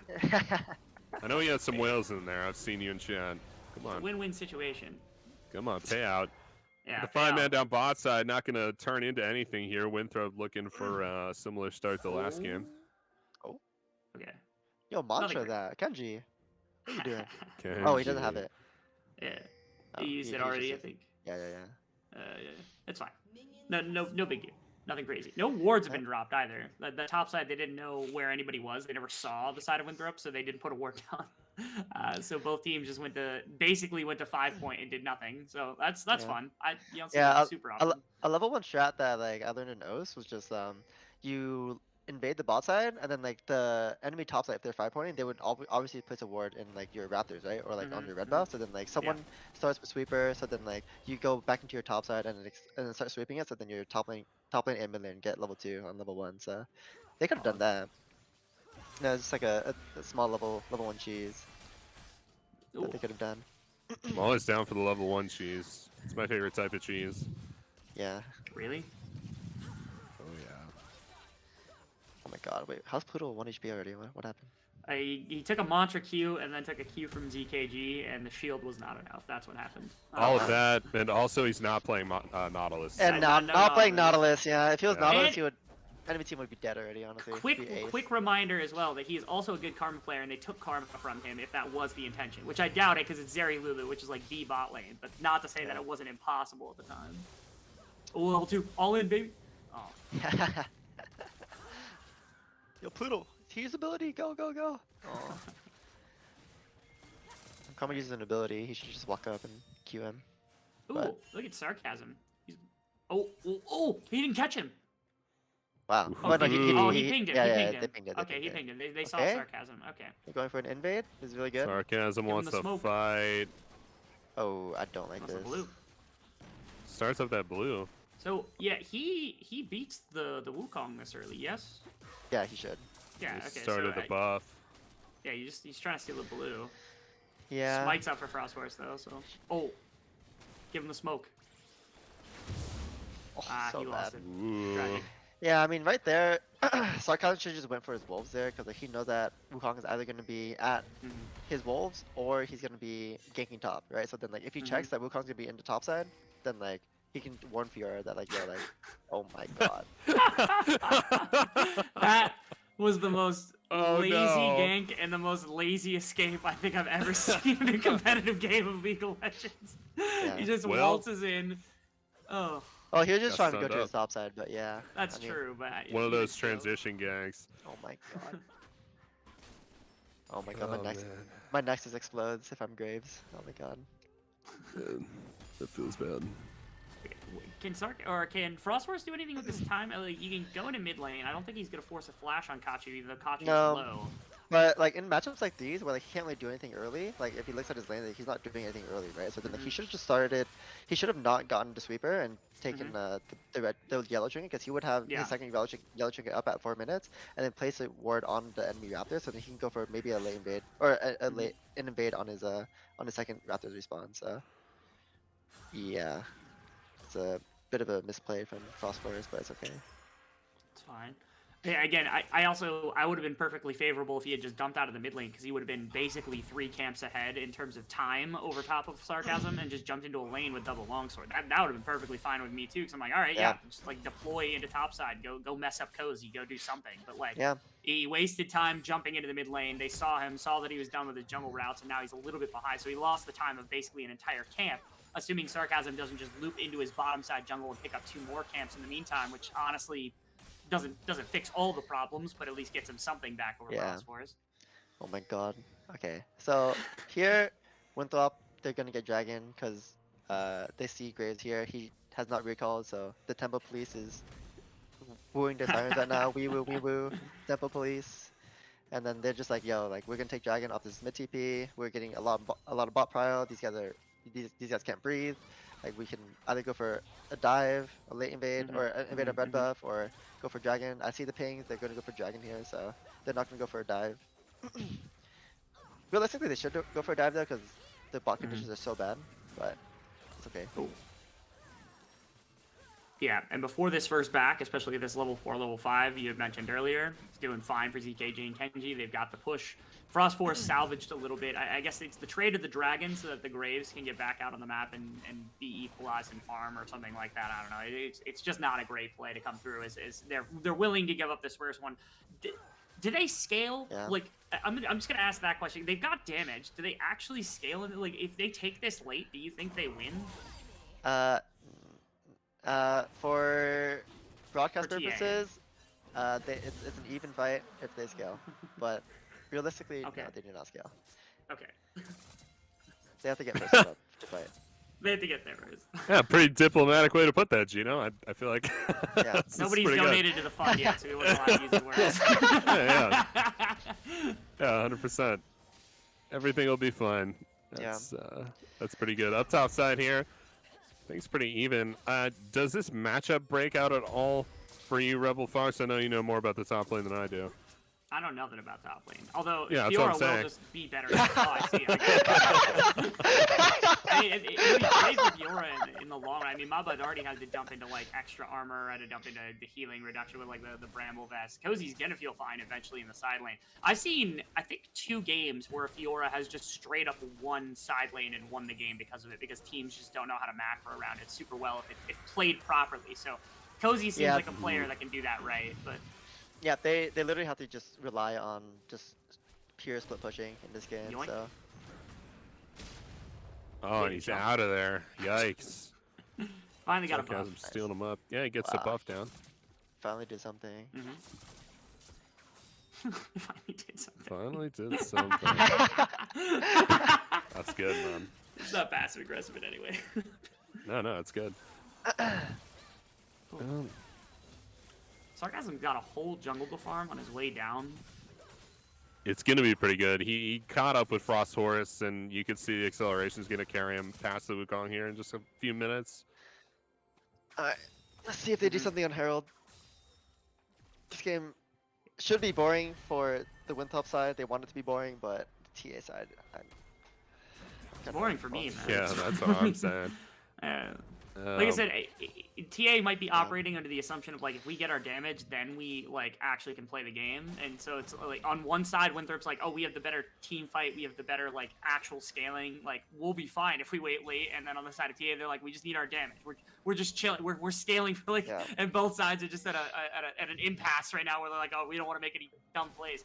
And this is for tournament life too for TA. So like they have to be super careful. One thrown play, one really bad mistake could cost them like their life in the tournament. I actually know, I said that Team Ambition I thought was going to lose to Winthrop.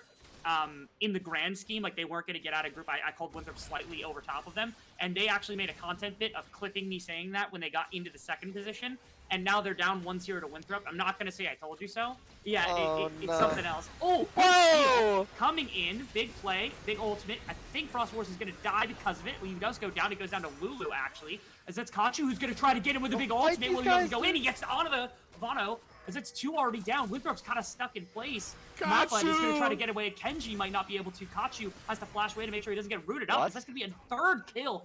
TA get everything. Okay. They get everything. It's a banger. It's a banger. Okay.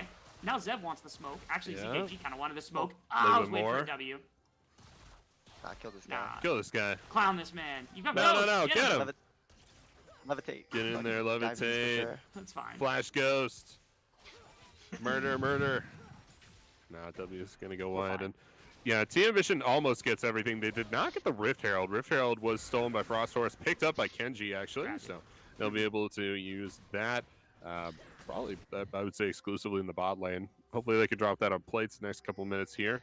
Get some gold for ZKG. Yeah, I felt like TA could have played that fight a lot more aggressive, because Fiora just got her ulti off, and then like people were still like backclicking. I was just like, when you have Fiora ulti, just go forward, man. Like, we just gotta go in, and then like Kachi like flashing away from like Karma Q when he's full HP. I'm just like flashing, but it's okay. They're gonna try to make a play here happen on bottom side as Frost Force. They get it spotted out. They know their ward is going to die. The Rift Herald's here, but I don't think they're going to be able to get anything more than a couple plates, and it seems like Winthrop agrees because they're just going to bail. Dragon's available. Maybe they can use Rift Herald for Dragon setup. They're going to run up mid lane and maybe try to force here as Kachu's really far up again. Oh. No Shroud, I don't think. I think it was burnt earlier. Yep, just going to get away though. Nothing crazy. And Sarcasm's here to bail him out, so... Kenji's got a flash for them. Like, just flash W. This guy's no flash. Just kill this guy. You're just all about these super aggressive. It's just like, if you have the ability to kill someone, just go do it. Like, it doesn't matter what. Oh yeah, I appreciate it. Herald, Dragon's coming. That's right, man. You're right.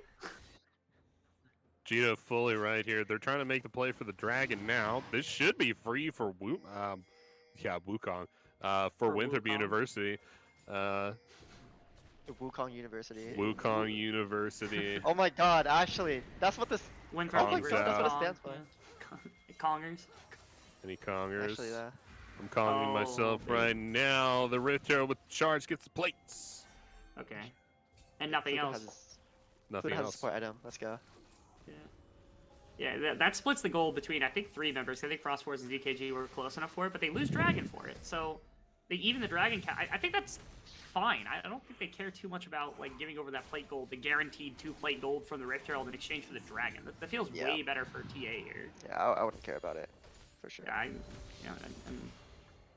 who's to say? That doesn't matter. It's a little bit more gold into your Sivir, which I guess is for now. I guess Winthrop's main win condition. Victor's set behind a little bit, so like maybe that's your idea. Is just like ZKG has to be safe. So Kachu is a menace to society. Whoa! Okay. Dude, We love that. See, has no care for his life. It's just, I love this guy. Like, actually, like, he has no care for his life. You keep calling for people to just do things, and Kachi's just kind of doing things. Yeah, and even if he's doing them wrong, you can appreciate that. Yeah. Of course, of course. My man is doing the things for sure.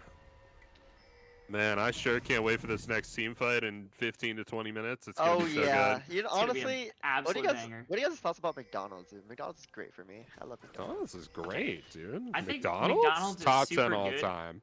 McDonald's is super good. Okay. But have you been to a bunch of other fast food restaurants? Their menus and their meal deals are like disgusting how good that they are.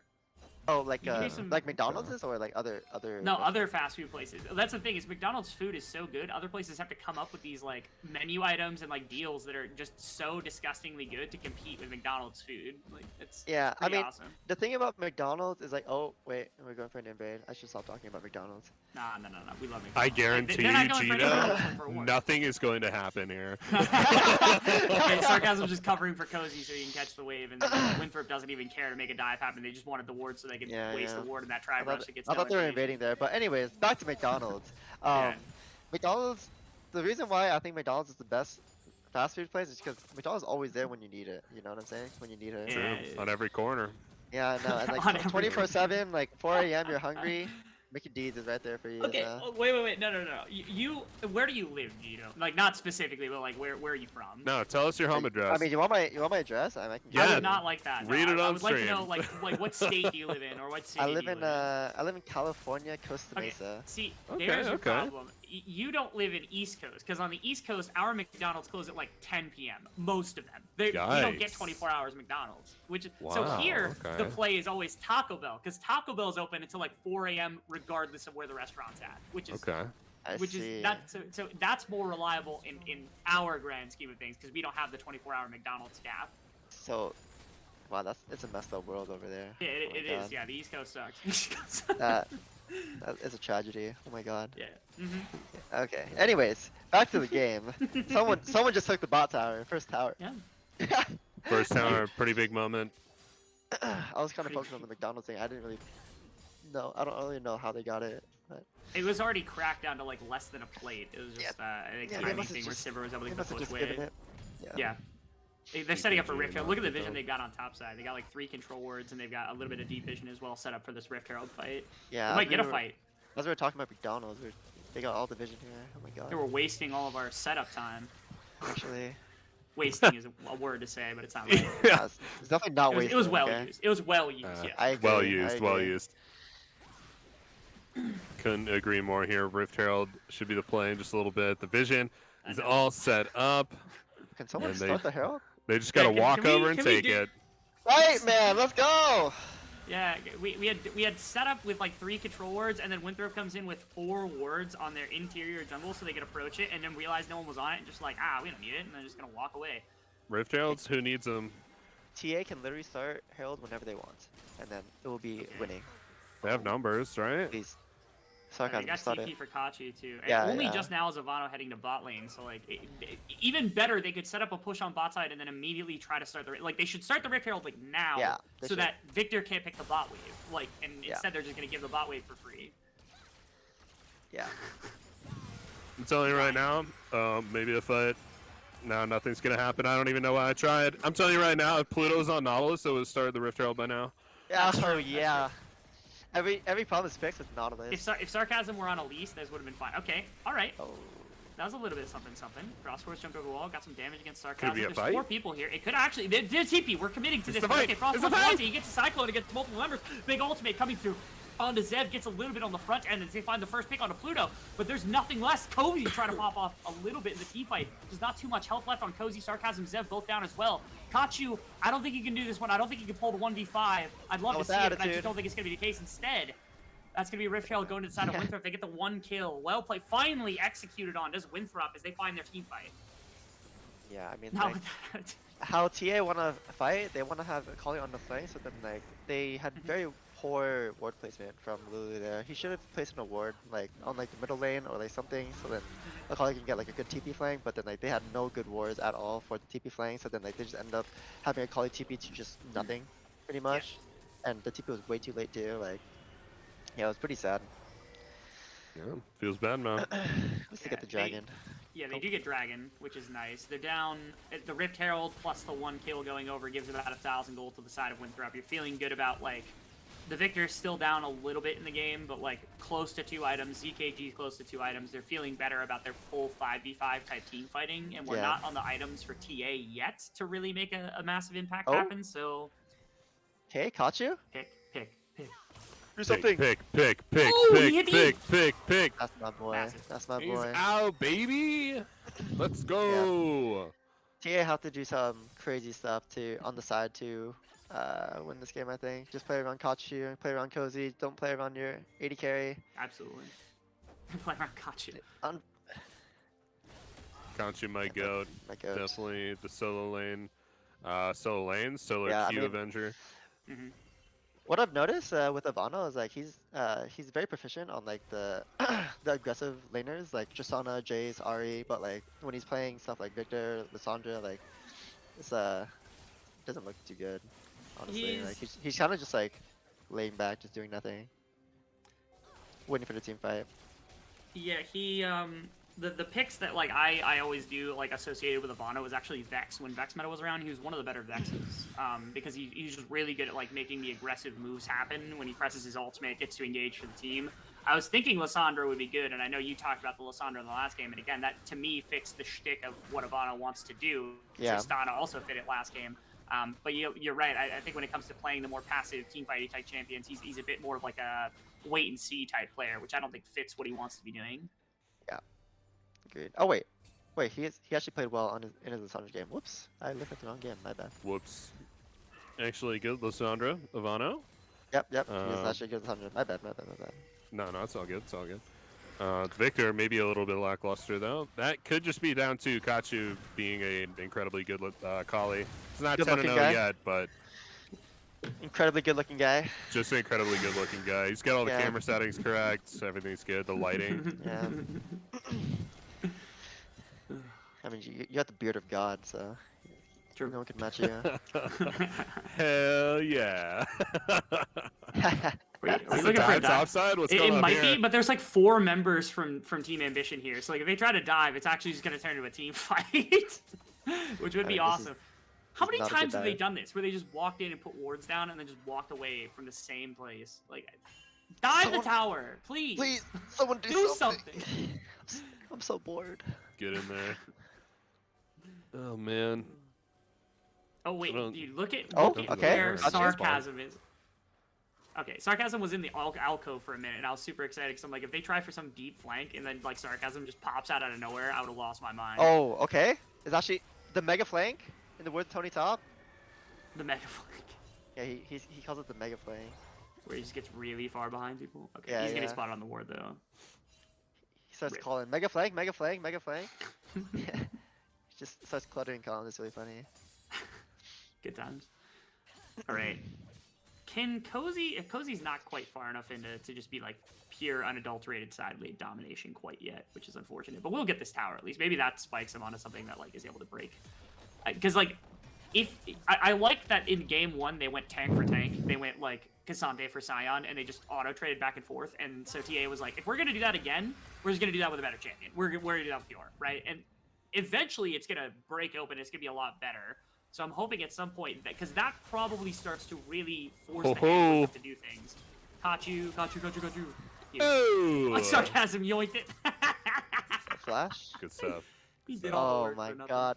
Oh wait, he got Lulu the assist though. That's what I like to see. Oh, that is huge, actually. Okay, more gold. Okay. All right, I appreciate it, Sarcasm. Okay, Pluto has 36 vision score when he had his board item the same time as Kenji. So he's not. I'm telling doing- you, if Pluto is Nautilus, this game is over. Like, it's so easy. That means he's either not clearing wards. Like his sweeper there probably didn't do anything. Like he Yeah. probably didn't sweep a single ward. We're not quite on the patch either to get tank supports back, I don't think. So this is still when tank supports are boo-boo, at least a little bit before like they get buffed up to crazy levels or crazier levels. True. Yeah. I That's mean, true. Like sure, Nautilus gets like the 100%. crazy damage buff next patch for no reason. I'm Yeah. so excited for Nautilus. Mid Nautilus, top Nautilus, Mid Nautilus, top Nautilus Nautilus, jungle, Alistar, away flex, Alistar top. Alistar Yeah. jungle. Alistar top, let's go. It's gonna be so good. Radiant Virtue Nautilus is coming. Trust Oh, me. yeah. Radiant Virtue Nautilus. I Rod think of you Ages mean Nautilus. Night Harvester Nautilus. I do Oh, mean Yeah, Night Rod of Harvester Ages Nautilus. actually would be disgusting. Like, unironic, like demonic Rod of Ages. Yeah, but Night probably Harvest would. is more fun. So I Yeah, think Night you're Harvester right. is awesome, man. Crit Nautilus is even better. Okay, Storm, fight going on. Let's see what's going maybe, on. Fight, big fight. I mean, okay. Okay, Kachi has to Who we get a got? really good flank here for them to have a good fight. So Kachi, Where he is has a Kachi? good flank position. Zev is in a really bad position right now, so he has to link back up with his team using his E. Okay. Huge. Oh, here's the Alright, flag. Massive, all the way through. They're gonna pull off the dragon. Haven't quite confirmed that one yet. Two to the back line as Zev wants to find some sort of angle. There we go. Frostforce finds a Cyclone. Only gets the one. That's gonna be the dragon going to the side of Winthrop. And let's see if they can close on the other side. Kachi goes into Zonia's as that's gonna be Zev who's trying to pop off and do some damage in the midst of the fight. Winthrop just continues to pull back. Kachi Oh. playing a little bit of mind games right there, but nobody goes down. Everybody just a little bit too hesitant to pull the full trigger and make things happen. As teams both just walk away, just the dragon for Winthrop to equalize the count at 2 for 2. I don't Wow. think that was a real fight. Nobody died, that right? was the least interesting fight I've ever seen. Kachi got pretty close to them a couple of times, but Kachi Yeah, was yeah. doing, he's like trying to do work. He's trying to make everybody do stuff. It's just nobody's really Yeah, doing I mean, like the problem. I mean, that's what I was saying. Like the problem with like TA's comp is like, Kachu can go for a fight, but Mhm. no one can walk in for like the right side to Yeah. play. So like, it's really hard for the right side to go in. Like they need Fiora to face track like everything and just like tank all the damage, which like she can. But then like they all need to follow up with her, you know. So then Yeah. yeah, I mean, Grays, it's really hard for them to follow Mhm. up. It's really hard for Lulu and Zeri to follow up. Like, they want to peel back, like, play front to back, but then, like, with a comp with Fiora and Akali, like, you want to go in. So then, Mhm. like, it's really hard for them to play team. Right? They just need to decide. I play with this Fiora. Just go inside. Lulu and Grays need to stop going to mid waves and just go play on sides, and then they can maybe do something with this advantage. But not looking too good, I think. 20. For Mr. T. We're 24 minutes with 6 kills. This is like the least active amateur game I think we've seen in quite some time. Yeah, no, I think it's because everyone's so afraid of Yeah. losing because this is like This is the match. Like this is the continue your tournament life, score some actual points to potentially make it for Yeah. like relegation tournament, or just don't. yeah, that's what happened with what's it called, Yeah. Billion, in our qualifiers. Like we're down 1-2. We're about to not qualify for the matches, and we're just playing not to lose instead Yeah. of like trying to win. Because like we're just so afraid of losing, so then like I completely Yeah, understand like, their mindset. it's tough. It's a tough place to be, especially for like if you've got players like I know Zev isn't super experienced, and I know that Kachu isn't super experienced. Like having players like that where they're like they've been doing well or they're stepping in for like substitutes, as both of them were new additions compared to the roster that started in qualifiers. That team ambition has players that like might not be accustomed to like this round of death type situations. Frostforce pops this. Okay, Sarcasm got absolutely wrecked. The Gordringer keeps him alive. Kachu's in the back line. He Oh wants more. my. Can he find it? He gets quite a Oh. bit. Sarcasm's gonna keep following up. Is he gonna be able to find Frostforce? No, goes under the tower with the protection of the teleport. As finally, Okay. that was just bad from Frostforce. He pops the Cyclone, gets basically nothing, ends up pushing his team back. They're just gonna walk it Baron, and I don't doubt that they're gonna be able to grab this up. It's so fast. Okay, TA, let's go. Woo. It's Woo. CKG and Ivano versus the world right now, trying to make sure that things happen. 5,000 health on the Baron. Can they turn and try to find the damage dealers? I think they're going to have to. I don't think they're going to be able to just full commit for the Baron. Are they going to be able to? Mobot from the back line. Zev's going to be able to pog slide out the back. Frost Force also gets away. Cozy and Sarcasm cut off from the rest of the fight. As Mabud has 3 around him, he's going to be able to find something. Good Q to try to get Zev. Polymorph is Mabud. He's going to be able to get some additional. Kachu's going to be able to find one. As Cozy and Sarcasm continue to play ring around the rosy with the rest of Winthrop on the other side of the fight as they find a 3rd kill in the midst of all of this nonsense. But more gold to the side of Ambition. Wow. I mean, Kachu is just 1v9ing. This guy's too good. Oh my god. He really is. Up to 4-0. I predicted 10-0, so we're on our way. I mean, you know, actually, pop off any second now, get the pentakill, finish one up at the Nexus, and we got it. I mean, what I like about Kachu's playstyle is like he's always looking for plays. He's not sitting back doing nothing. Like he's just looking for plays, like trying to make something happen. Like this guy's playing really well for his champion. So I do want to see him play more aggressive in the later team fights because he can probably 1v9 team fights if he doesn't get exhausted. Agreed. And after the Zonia's itemization, he's going to be able to get more like AP. So like you're going to have Magi's maybe popping up soon, maybe like a bunch of other things like Shadow Flame if absolutely necessary for some shield breaking and that type of thing. But the damage is going to continue to pour in for Kachu, who wants ZKG. Wow. So much Dave tags it. He's going to be able to... Oh, can't quite find the ultimate proc, because that's going to be Frost Force now finding it engaged on the other side. As Zev pops the ultimate as well, he's going to try to find some additional damage. We'll be able to bounce damage in. Look at top lane too. They're playing this really well. They're not going too hard and then letting Winthrop like get their fight, and then they're just like pushing top lane. It's really good. And then now they get full dragon control off this top push. Oh, or not. A lot of ultimates are available, or at least Mabud's ultimate and Ivano's ultimate both still available for the dragon fight if they want it. And health bars were a little low for the side of Ambition. They have to be a bit careful, but I think they're perfectly fine. It's just going to be soloed out, looks like, from Sarcasm. They're doing a good job applying pressure to get Cozy space in a side lane, and then that yields more pressure elsewhere on the map. So a big win, and now sole point accomplished for the side of Ambition. It's been a slow process to get to 30 minutes into the game, but finally we've been ramping up. The whole game was scaling on us, and we're getting into some fun late game stuff.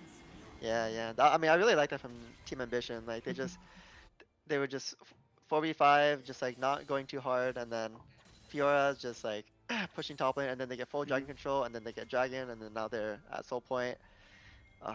It's just Kachu's too good. Somehow, like this guy's way too good. But King Kachu. You know, that was like Team Ambition as a team, but then like I just love Kachu, you know. So yeah. Hopefully they're able to keep the tournament life alive as well. I know Mr. Axeman's absolutely fuming at the thought of going to a Game 3 because he wants Winthrop to win, but like it would be really interesting. We haven't gotten a lot of these to go to Game 3 yet. I think today, every other series has gone 2, right? I don't think we've had a full 3 game series. That's not right because I think St. Thomas ended up going 3, so this would be our second of the day. No, the last series ended up going 3 games as well. Oh, that went 3 too? Oh, wow. Crazy. So... I don't know what I'm on right now. Okay. No, it's been some close games today, and this one looks pretty close too, to be honest. I do want Winthrop to win. My throps are fully out, but hey, if we go to Game 3, I wouldn't feel too bad about that either. This has been some pretty good League of Legends so far, and I've enjoyed watching it. Honestly, definitely see more of Kachu as well. Angle. You know, filling in for Town, who got promoted up. I think we were expecting at least like a worse Akali, but no, he's also an incredible Akali player here too. So ZKG's trying to wrap around. They actually find a decent angle onto Sarcasm, who can't quite get over the wall. I think he would have to flash ultimate. Gore Drinker not going to get him out of a bad situation. As Frost Force now going to go into Cozy, a TP to follow as well. As Kachu needs to get out of a bad situation. Let's see if he's going to be able to do it. He almost could have assassinated Ivano. Now he's going to try to figure out a sneaky way to get away. Actually does find a way out to some extent. Finds a really good way out. They're down a member. Sarcasm is their smite. They might just have to give the Baron up, which would suck from the side of TA. I mean, they have to stop it. I can't believe he escaped that situation. This should be a fight real soon, but what a crazy play from Kachu. Might try to find something there. They're boxed in here a little bit, so Zev would have a lot of damage to work with at the front end of this fight if they're going to be able to do it. They have no smite to contest the Baron, so they just have to play for the fight. And that's going to be Kachu jumping in, trying to find something big. Ultimate in the back as well is going to get a little bit. Now Zev has to deliver the damage. He's going to hunt 2 in the back as Ivano not quite going to go down. Kachu was able to find either back in. Cozy as he's back into the pit, like you said. Zonia's as well, 2 for Zev already inside his fight. Is he going to go back in on Maba? I think he might, as they're trying to chase down Pluto on the other side of the fight. I don't know what's happening. ZKG is going to get hunted. Kachu was able to find Maba because of the ultimate come through, and he's going to be able to go back in, and that's 4 kills for Ambition off the Baron build. They lost Sarcasm and fought back to get so many kills The Baron buff only on Frost Forest now. Holy moly, man. How do they keep making it happen? They still got the Baron buff up on the Wukong, so they'll be able to defend at least. Oh, here we go.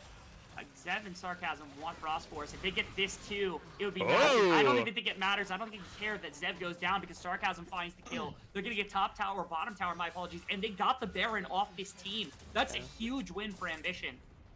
Well, yeah, TA played that really, really well. Like, Kachu and Zev, they were like completely smurfing that fight. Like, Zev was like in the back line, and then Kachu going in and out of the pit. Like, they were just they're just playing with their fear, to be honest. Like, they're playing that really well. So, props to them. Props to them. Smurfing, doing really well. Smurfing Again, it for sure. Kachu V9 right now, doing really, really solid work. Zev also starting to get to the point where this area is becoming terrifying to fight against in a big team fight. Did he miss the cannon right there? He did miss a cannon. Cozy. Yeah. Come on, Cozy. Cozy. Not on stream. Oh! No! Spare him. Kachu. Okay, thank you. Alright, cool. Yeah, I don't like narrowly. Kachu's I don't like Kachu's itemization here because I don't think he needs Zhonya's that much this game. I think he can just go for Shadow Flame and just like play a little more aggressive. But I think the purpose of it is that he is the main instigator for these fights, and so if he has to always be the first one in, yeah, that's true. That's what the Zhonya's is for. Because that's happened 3 times now, where fights have been him running in and then kind of like swarming on Kachu, then impressing Zhonya's, and then realizing, oh no, we're clumped together for Graves damage and Zev damage on the Zeri, and it's cost Winthrop a little bit now. Right? So I don't mind it. I think you're right. In an ideal world, if he had Shadow Flame, if he had Pen, if he had Rapidons earlier, he would have been doing so much more damage, been eviscerating people, but then fights might not be set up as much. No, I think you're right, because like I was thinking like if he had like another front line, yeah, but then like he has to be the instigator. So. He's just doing everything. He's doing all the damage, killing everybody, and he's the front line for the team. All right. How many hats can one man wear? And this guy's the GOAT, so. He's goated.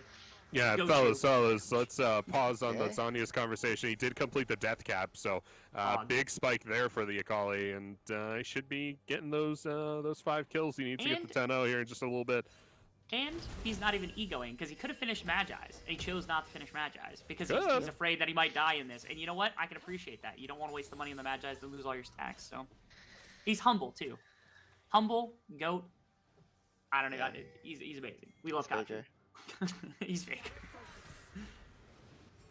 Okay, fight. Good flank from Kachu. Where's my team? I think, yeah, it's actually Kachu V5 right now. They're just going to lose it. Although they're losing top tower, they probably lose mid push. Kachu's in the middle of everybody right now. Yeah, he's just going to die. That's why I didn't buy Magi. Yeah. You know what? Genius. Honestly. No, the 10-0 dream. The 10-0 dream. It does feel bad that they're going to lose one of the primary members of the team. Now Sarcasm actually getting kind of run down by everybody as well. Does have the damage to bring him down. I am not sure what just happened with TA. TA just lost their minds for a minute and kind of gave up a lot. Cozy is getting a ton on the top side of the map, but won't quite be able to grab the inhibitor. Yeah, I mean, Kachu, that's just like, Kachu just like getting caught out like of his like aggressive play style, just like in Jace game. Like he could like, he's like playing really aggressive and then like he just gets caught out in it. So. He has to play like this though, just to like even win team fights. So I don't mind that at all. Okay. And now I feel like we talked so much about ambition. Let's talk about what Winthrop's been able to do to get into this game, because right now ZKG is pretty strong, has the 3-item spike, has quite a bit of through damage through the entire team. Victor's also on 3 items with the Shadow Flame, with like the triple penetration. Avano does damage pretty well. Like you're starting to see the Victor really start to rip through Graves specifically, who doesn't have magic resist at all. So it's like, okay, there are very legitimate pathways for Winthrop, because they've set up these 2 really big scaling champions, and they are on 3 items, now 4 items, because ZKG went for the Maw just to make sure that he couldn't get one tapped by Kachu. So Winthrop's right in it too. They're down gold, and it's hard to execute Ambition's composition. Like Winthrop's waiting for them to make mistakes. Yeah, exactly. I mean, I think the reason why I'm not talking about Winthrop that much is just because like their comp is so easy to execute, and like the left side comp is just so much more fun to like look at, and then like, but yeah, I mean like, also my GOAT Avano is on a Victor champion, so like it's also not that entertaining. But yeah, I mean they really, all they have to do is just like look for a fight and then like go for an objective, and then just have Wukong and Cassandre just like be their main engagers, and with the Sivir ulti and the Karma Shirelias and Mantra E, and then just face tank it. Honestly, like, I think they can just face tank it and just go in. Yeah, I mean, it's Team Ambition has the big damage comp, right? So we're all excited to see like how can they make it work? Big How are they game. gonna how can they get the damage Oh, yeah. comp going? But it's been pretty close so far.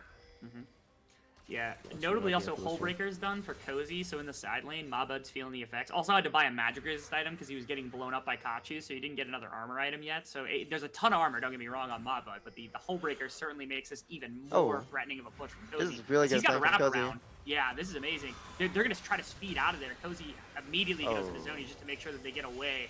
They got a lot from Winthrop right there for basically just Cozy's Zonias or his stopwatch, so I'll call that a win. Yep. I mean, they could start Baron here and look for a flank with Kachu. Yeah. I mean, all they have to do is just like do the same thing that they've been doing. Just exhaust the Akali, and then they can probably just win the fight. Just running right up the gut. Kachu flank. Kachu flank. He's gonna try to fight the polymorphed is Wukong, so couldn't actually step in. Kachu, unfortunately, he's been on a ward for quite some time. Cyclone into the middle of the pit was able to get something. As Zev is gonna be able to turn back and start putting in damage to everybody else. As that's Cozy on the side as well. He's gonna find a lot. As Zev is getting a ton of damage, and the flank from Kachu is gonna find more than one. And that's the fight that Ambition's been looking for. They get it all closed at one time, and I think that's gonna be that. Cozy able to get just a few of the little gates here onto Mabud, but it doesn't even matter. The rest of the team is going to walk in for the win. He even gets the style points, just having fun with Mabud right now, as Ambition's going to run it down and take us to game 3. Oh, I mean, Zev played that really well. Oh my god, like he was just like going in with his Lulu buff, and then Kachi with the flank. Like, I mean, these two played this game really well with the first grand fight too. So Absolutely did. I think it was always going to go to 38 minutes and then explode off of one team fight. That just seemed like the energy we were getting here, the slow pace, the split dragons 3 apiece across the map. It was always just going to explode there the 38th minute, and it did exactly that. So going to game 3, like I said earlier, I'm pretty excited. This has been really good League of Legends, a lot of fun to watch. I still think I got Winthrop. But we need Pluto Nautilus. Still need it. Get it in there. Yeah, they got to pull something out, because right there, that was just a testament to how good the Team Ambition is. Again, they're making mistakes that Winthrop's capitalizing on, but when they're not, you saw just how quick it was that they were able to snap onto a perfect team fight. Again, it was not a great Cyclone. Team wasn't there to follow up on the immediate engagement into Zev that they desperately needed. And so once that broke down, it was just a turn and a devastating attack coming out from Team Ambition. For game 3, I mean, does Winthrop try to combat that? Do they say, okay, if you're going to hands check us, we need just a different strategy? Or are they comfortable sitting on this full team fight attempt and just saying, okay, Team Ambition makes enough mistakes and we just don't need to make any and we'll just win out like that? Yeah, I mean, I think Winthrop, they can just keep going with their plan. I think they should put Ivana on one of his comfort champions, because he obviously did not look comfortable on the Victor. He needs to be on something more aggressive, something with stronger mid jungle 2v2. And I mean, honestly, I didn't think Zev was I mean, coming into this series, I didn't think he was going to be that good, but then seeing him on the Zeri for the first time, he looked really, really good on that Zeri. So if Team Ambition just get him on good champions like Zeri, Sivir, stuff like that, just team fighting champions, I think Team Ambition would have a much easier time just playing the game than putting him on Ziggs or something. But anyways, back to Winthrop. I think if they just get people on the comfort champions and not have my goat on Victor. Then life will be good. All right. Well, game 3. It was an exciting game. Number 1. We're going into game 3 here between Team Ambition and for Winthrop for all of the marbles to be able to qualify for this top 8 here in NACLQs. We'll be right back with game 3.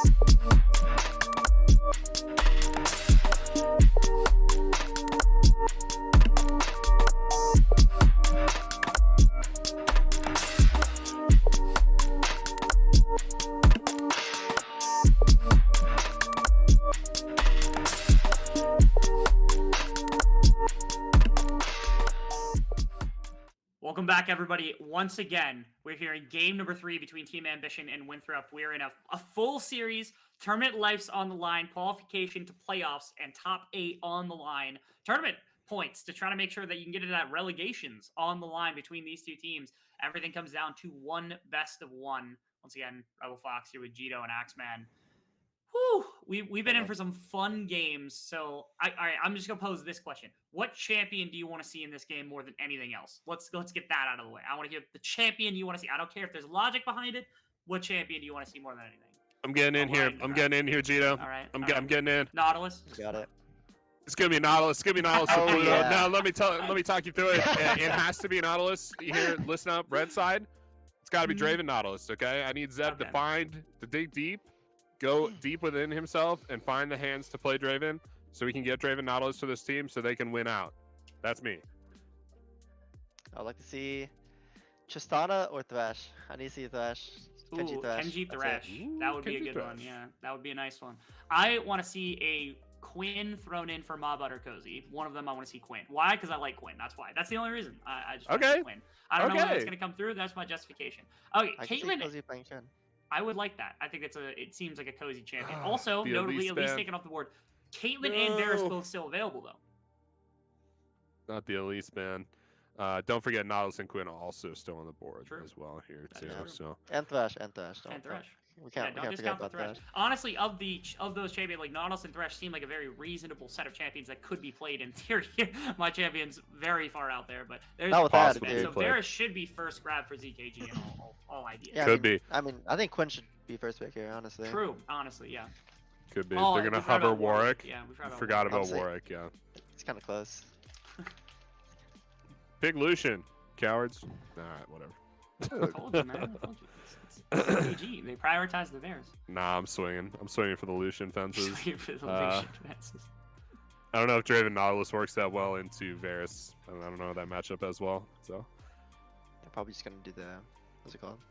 A Karma lane, Karma Ezreal or something, or yeah, Lucian Karma lane. Ezreal. Farm Ezreal. Zeri Lulu.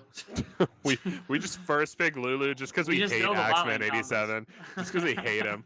That guy, Bro, dude. hey, that could be a cozy Lulu, alright? This could be like throwback to 2015 Lulu top lane, alright? There's Most no abusive Nautilus. laner of all time. Yeah, no Nautilus. Absolute zero Nautilus. I looked it up, by the way, Gino. They don't have a 100% win rate on Nautilus for Pluto. Yeah, Ooh. I was about to say, but yeah. they do have a 100% win rate on Nautilus when they're playing against Winthrop. So I do feel vindicated. I do feel vindicated there. There you go, there I you go. I wasn't the most wrong that I could be, but I got pretty close. So support pick, I like Karma, maybe another marksman if you really wanted to, and then I was gonna say either Wukong or Vi, depending, just because it's Frost Force, you probably know it's gonna come through. Would you look at that? Okay. Yeah, and then It's like a book, man. Wukong here. Yeah, just trade it off. The meta is really fun. I know. Meta's pretty cool. Ooh. Okay, This has Kindred. been banned a couple times. Okay. Oh! There's our shakeup. That's what we're in. None of us said Kindred. It's unlikely to be a Quintop with double marksman. I Not like that. impossible, but it is. Yeah. I like that. But we do get that. So Sarcasm does get to pop up a little bit more this game to go hunting. That's kind of cool. Alright, they're probably gonna ban GP here, and then probably Jax again. Yeah. And then Just making sure Maba doesn't get anything. yeah, and then they might just ban Fiora this time because they were just like, oh wait, we forgot about Fiora. So then, Is it- if you're, oh, never mind. I'm thinking on the other side. Go ahead. I don't know. I lost my train of thought. So is that Mabud on a carry top laner? I'll take over. Is that Mabud on a carry top laner now? If we ban away Fiora, does he finally get the Jax? Maybe. Maybe. I mean, if Jax is banned, he's probably just gonna pick like Cassante if they ban Fiora. But we'll see. Right side might even just 4P Cassante, and then they pick like Camille or something, or That's probably the right play. Okay. Or Jax.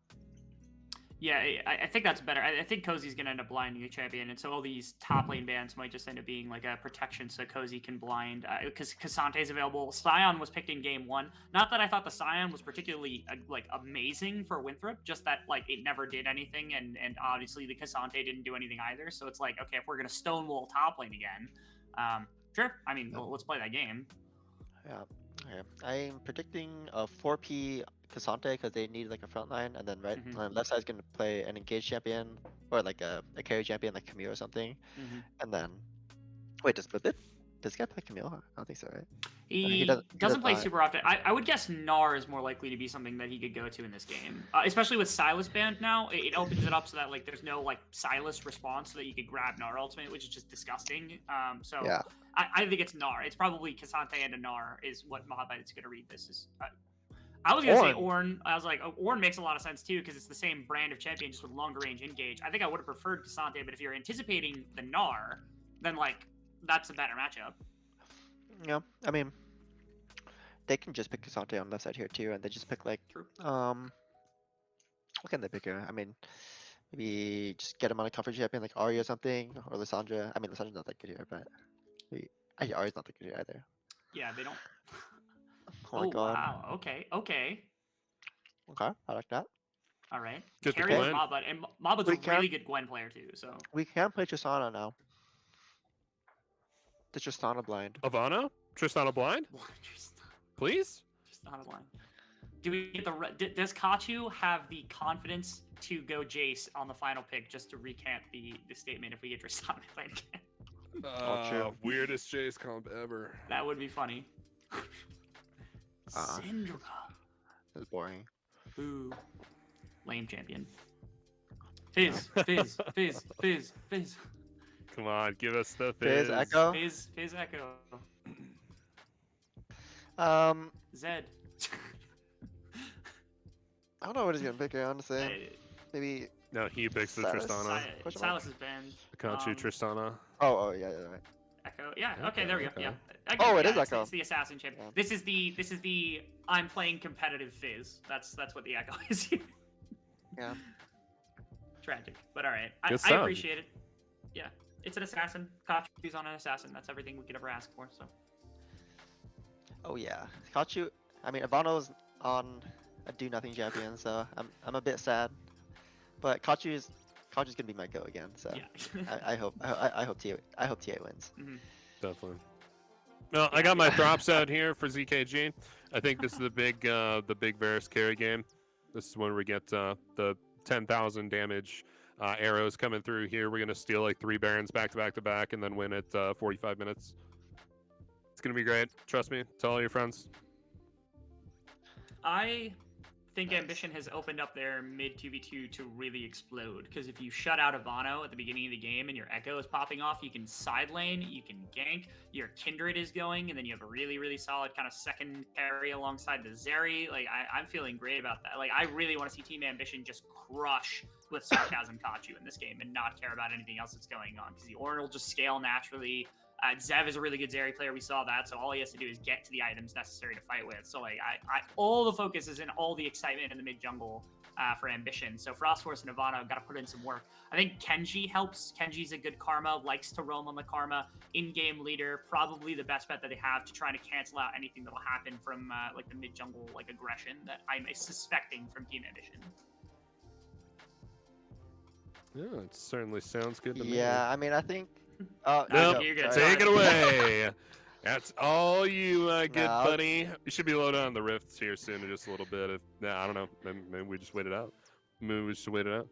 Yeah, I mean, I was just gonna say, I think Vash should just path the bot, and then like if the Varus Karma get like a good 2v2 and they get like a good chunk, then they can go for a bot dive with the early mid prow, because I think Syndra should get mid prow levels 1, 2, 3, but then after that she should not get any mid prow. So I think they should abuse the wave 1, 2, 3, and then to their advantage, and then just go for a bot dive or something.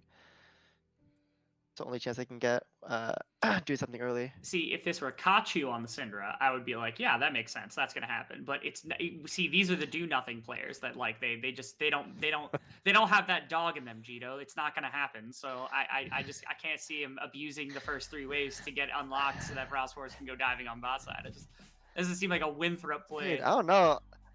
Ivano game 1, dude, his That is Tristana was true, kind that of is true. goated, but Yeah, no, I really wanted to see the Tristana run back. I feel like that was the keystone for the team, and yeah. didn't end up happening here. I mean, Ivano in his first, like, after level 5 to level 10, like, he was playing like a cat. I don't know. He was not playing aggressive enough. Can't say that word. But yeah. If we check the fund, maybe you can say that word. Maybe that's possible. Maybe we raised enough money. Oh, Maybe we raised enough money. I don't think I'm saying that one. Sorry. That's fine. You don't No, have to. Don't worry makes about sense. Dude, it. casting, Reasonable. dude, just fuck. This job is so hard. All right, okay, what is the saving grace for Winthrop? Okay, so say that they make this early bot dive work, right? Then what do they do to play out the rest of the game? Because they also, this time, it's not that they lack engage necessarily, because they've got a number of people with CC, especially from a range distance. But they don't really have anyone to absorb damage outside of, like, Radiant Virtue Vi. So what is their game plan if they get to a team fighting stage into an Ornn and a Zeri and a Kindred and a Lulu? I'll let Axeman go first since I've been talking this entire time. So. Oh my gosh. Me about to try and follow up Jito. Yeah, no, I'll take this one.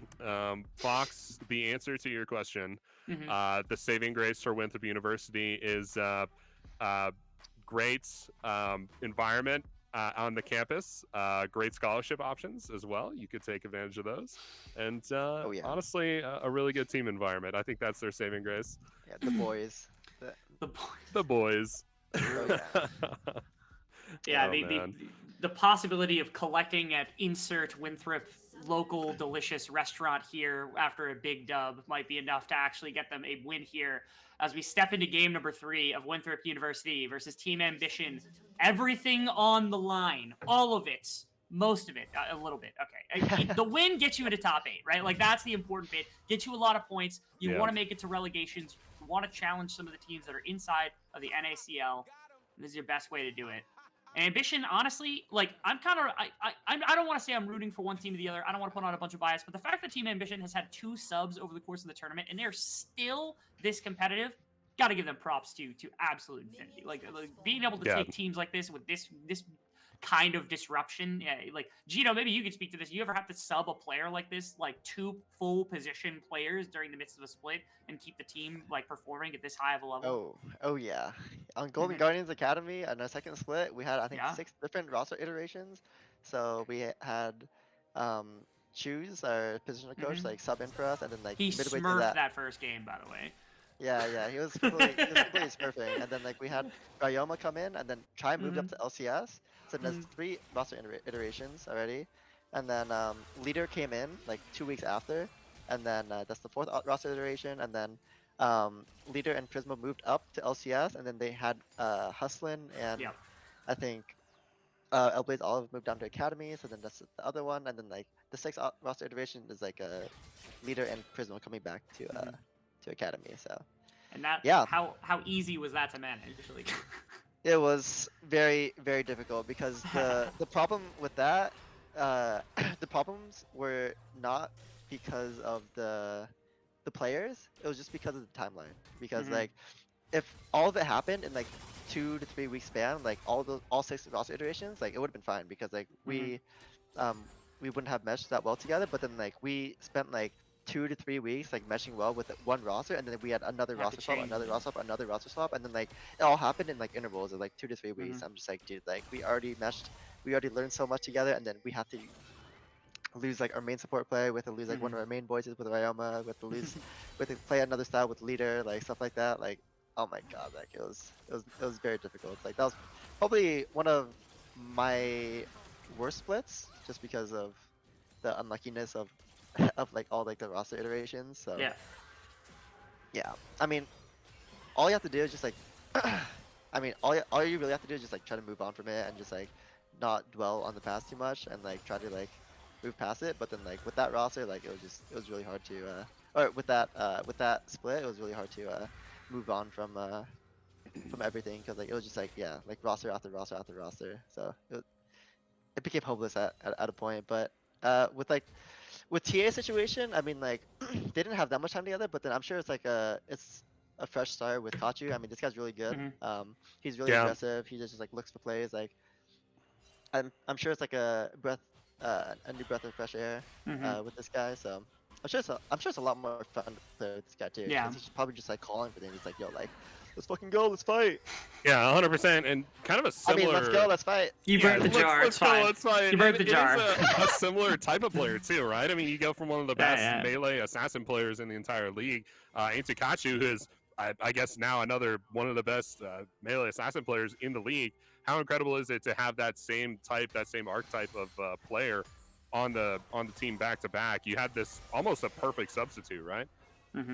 It was a really nice find, especially like I heard so much about tryouts for this and people talking up Kachu just so much, and I'm surprised that he didn't end up on a roster ahead of this event. So like the fact that he was available at like this stage to get this quality of a player has to be just the stars aligning really well for Team Ambition. But it doesn't negate the fact that again you are substituting in a new player, so respect to them. Nothing has happened for 5 minutes. There's been so little, like we didn't have to worry about the map at all, which is quite nice. Thank you guys. You can go back to doing stuff now. Yeah, actually. I mean, they're gonna Any look for a top action lane at all? here, maybe, with the spy. Oh wait, they saw the buy though, so. I mean, if this guy does it again, then he's Tony top, but okay, nice. Yeah, really nice tracking onto the Vi from Team Ambition. They got so many boards on the map right now. Yeah, I mean, this is the jogging timer, now that Vi looked for that top gank, so. With top are just gonna get the Drake for free. They don't really have a counter since bot lane's basing too. Yeah, and Sarcasm, relatively free. I don't know, did Sarcasm get the first? No, did not get a stack on the first Scuttle Crab, so that was the only thing I was going to look for, and I forgot to look for it when it happened. So lost the handshake, or lost the RNG battle to try to get that first mark on the Scuttle Crab, but he's going to grab up the first dragon basically for free. Nothing crazy happening. Mid lane hasn't been blown completely open, so obviously they weren't able to manage that early 3 levels. As Creative gank. Creative gank. Phosphorus still wants I it. like this. But you don't run right through, right? Like, okay. Yeah, I mean, Okay. he might. Get in there. He's gonna flash this probably. Oh! Do we? Can we? Cozy? No, he can't. Okay. Run! Wow. Oh, is he out? Run, No, he's Cozy! out. Oh, no, he's good. He's not. Wow. Tragic. It looked good for a minute, but Cozy is going to be the first casualty of the game. That was a really creative gank from Phosphorus.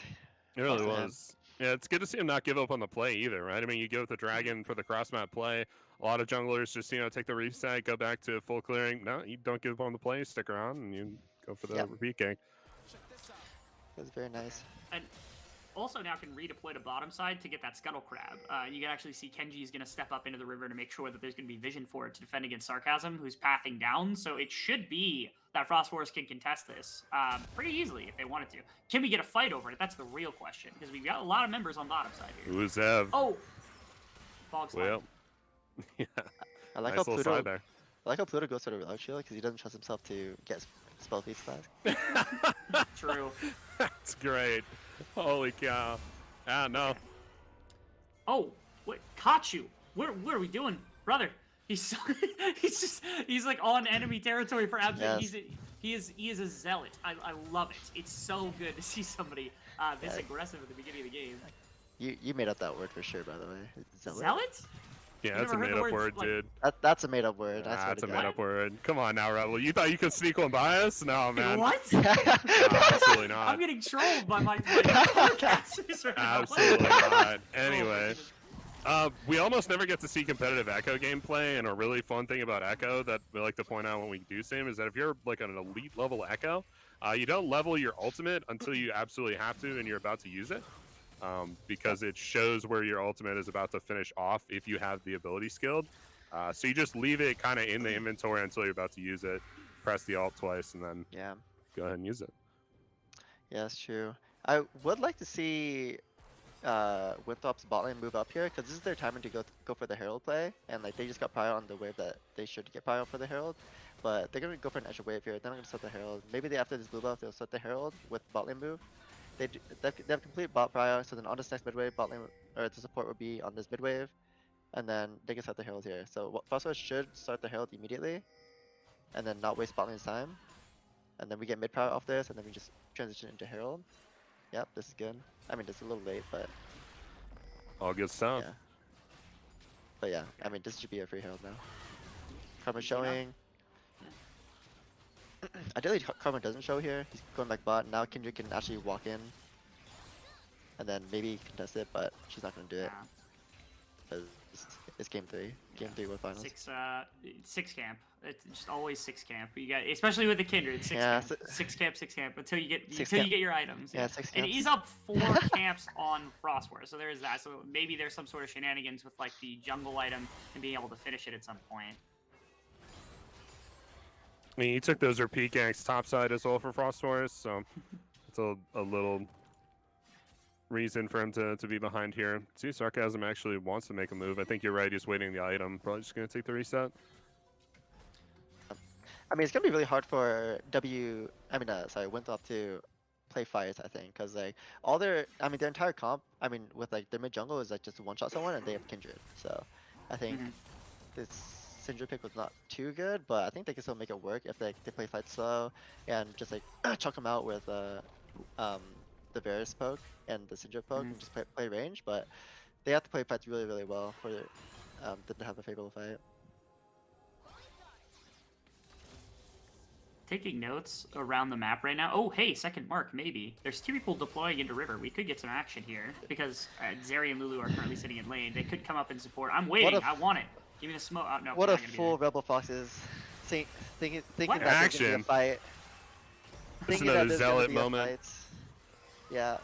Are you trolling, telling me that word doesn't exist? Like, legitimately? Bro. Or are you gaslighting me? It was just like, He's still on it too, dude. That's crazy. You're the one who brought it back up. I don't know what that word means. I won't lie. The word zealot? I didn't go to college, so. Do you know what? Yeah, me neither did. Have you ever heard the word overzealous or like zealous before? Oh yeah, I have. Yeah, it's just somebody who is zealous or overzealous. So it's zealot. Wow. Oh, that sounds super real, bro. Anyway, Dragon up in just a couple seconds. We should see the Team Ambition on that. There is vision on the area. We might see Winthrop. They drop the rift. They push in through river. It's textbook. I've seen videos about it. Incredible play so far. Yeah, they jumped off the dragon and they defend this. They just lose the plates anyway. Like, textbook Night Blue 3. Almost started. Hey. Proving grounds. Oh, there we go. All right. Big damage. Okay, Dragon's a pick objective, honestly. Y'all gotta stop blue balling me, man, with the build-ups and then cutting off when nobody fights. It's killing me for sure. Hey, you know what? Frostwars is getting the dragon, so we can appreciate that.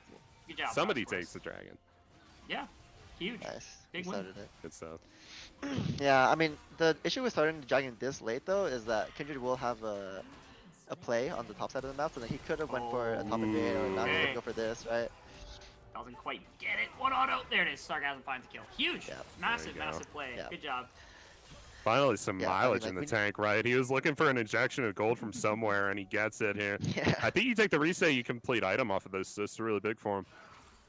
Yeah, I mean, like, the problem with the, like I said, like, it was literally just, we need to start the dragon earlier, so then, like, he could be back on the next member, so he doesn't get caught out like that, but then, like, since he started the dragon really late, and he looked for something then, like, Kindred saw the angle to do something, so he could have either went for a top gank, a mid gank, or, like, a top side invade, like, anything to get an advantage, but, and he went for a mid gank, so it was pretty well played from Sarcasm to recognize the mistake that yeah, so slow is not always the correct way to play. That's what we're trying to say. I mean, you put the foot on the gas at some point, right? I think they should be able to break up in this bot side turret in just a little bit.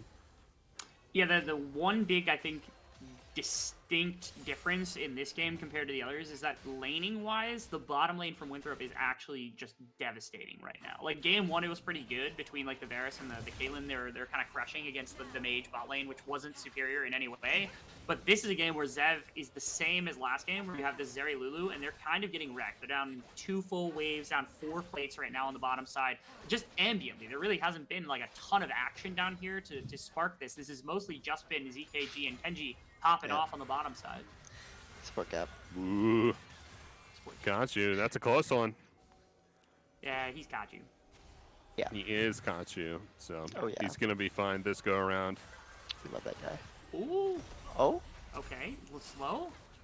Frost Force flashing to get out of that one. A lot of slows came down really, really quickly.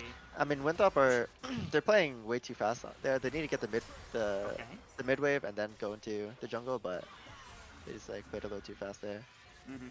Skipping some stabs. I mean, they should get the buff. Yeah, they've opened up ZKG to take the bottom tower, most likely, assuming that Kachu doesn't just clear the entire wave. All right. Yeah, I mean, there we go. Execute. Up there too. Ultimate from Kachu is available still to get some health back. He probably just a bail. Yeah. So close.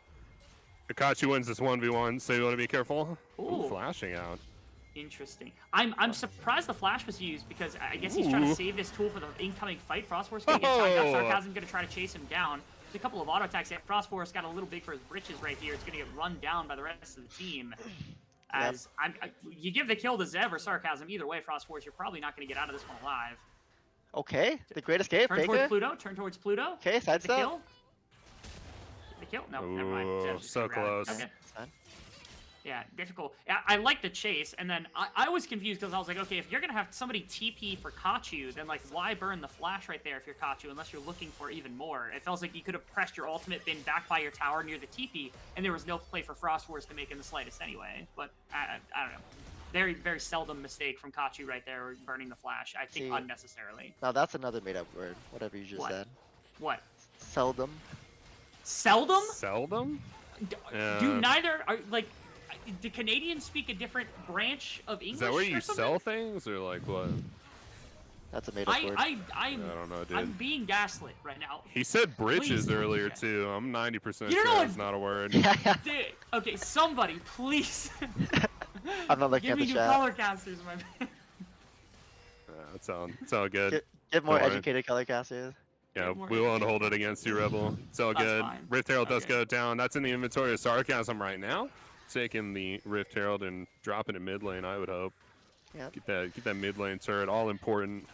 I mean, I would like for Winthrop here to pressure the top tower because they just got the mid prow from Lulu basing, and then Vi just went for the Grom. So after Grom, she should have just went top and then like pressure the top dive, and then maybe get chunk on the top tower, and then get vision in the enemy top jungle, and then Kenji should base for Dragon Vision. But that's like something more aggressive that they could have done, but I guess they're playing it safe and playing for the dragon. That's kind of the mark of Winthrop is that they really haven't been making those like aggressive openings into anything over the course of the whole series. So just as a point of notice about the squad, again, that just that's a tendency for them. They like to focus more for later stage game. They like to scale up a little bit more, play safer because they trust their team fighting and organization. Part of that probably being because they're a college team and they have this support structure. They play together all the time, all that type of thing. You know, again, not to say Team Ambition doesn't, but this team was put together a couple months ago, and this Winthrop squad's been together for over a year now. So, man, that's what I was telling you. Here we go. Top play. Caught you. What you got? Got you. Here we go. He's got a little bit of damage. Has the ultimate readily available. Is going to be able to tag something. Does dodge out, but eventually just gets overwhelmed by the amount of skills being thrown. It's going to open up Dragon, which is nice. Yeah, and they actually pull mid tower, which is going to be really beneficial. So that's gold into Zev and Dragon, all for the one kill on the top side. And I get Alvano could make a play for that top tower. Right now, Malbuk's trying to chase down Pluto. If you were Nautilus, he would have gotten out of this situation. Ultimate's going to be popped right there. Doesn't dodge the last bit of the Gwen ultimate, so instead just going to get stuck. As Sarcasm now going to get chased down probably by Frost Force.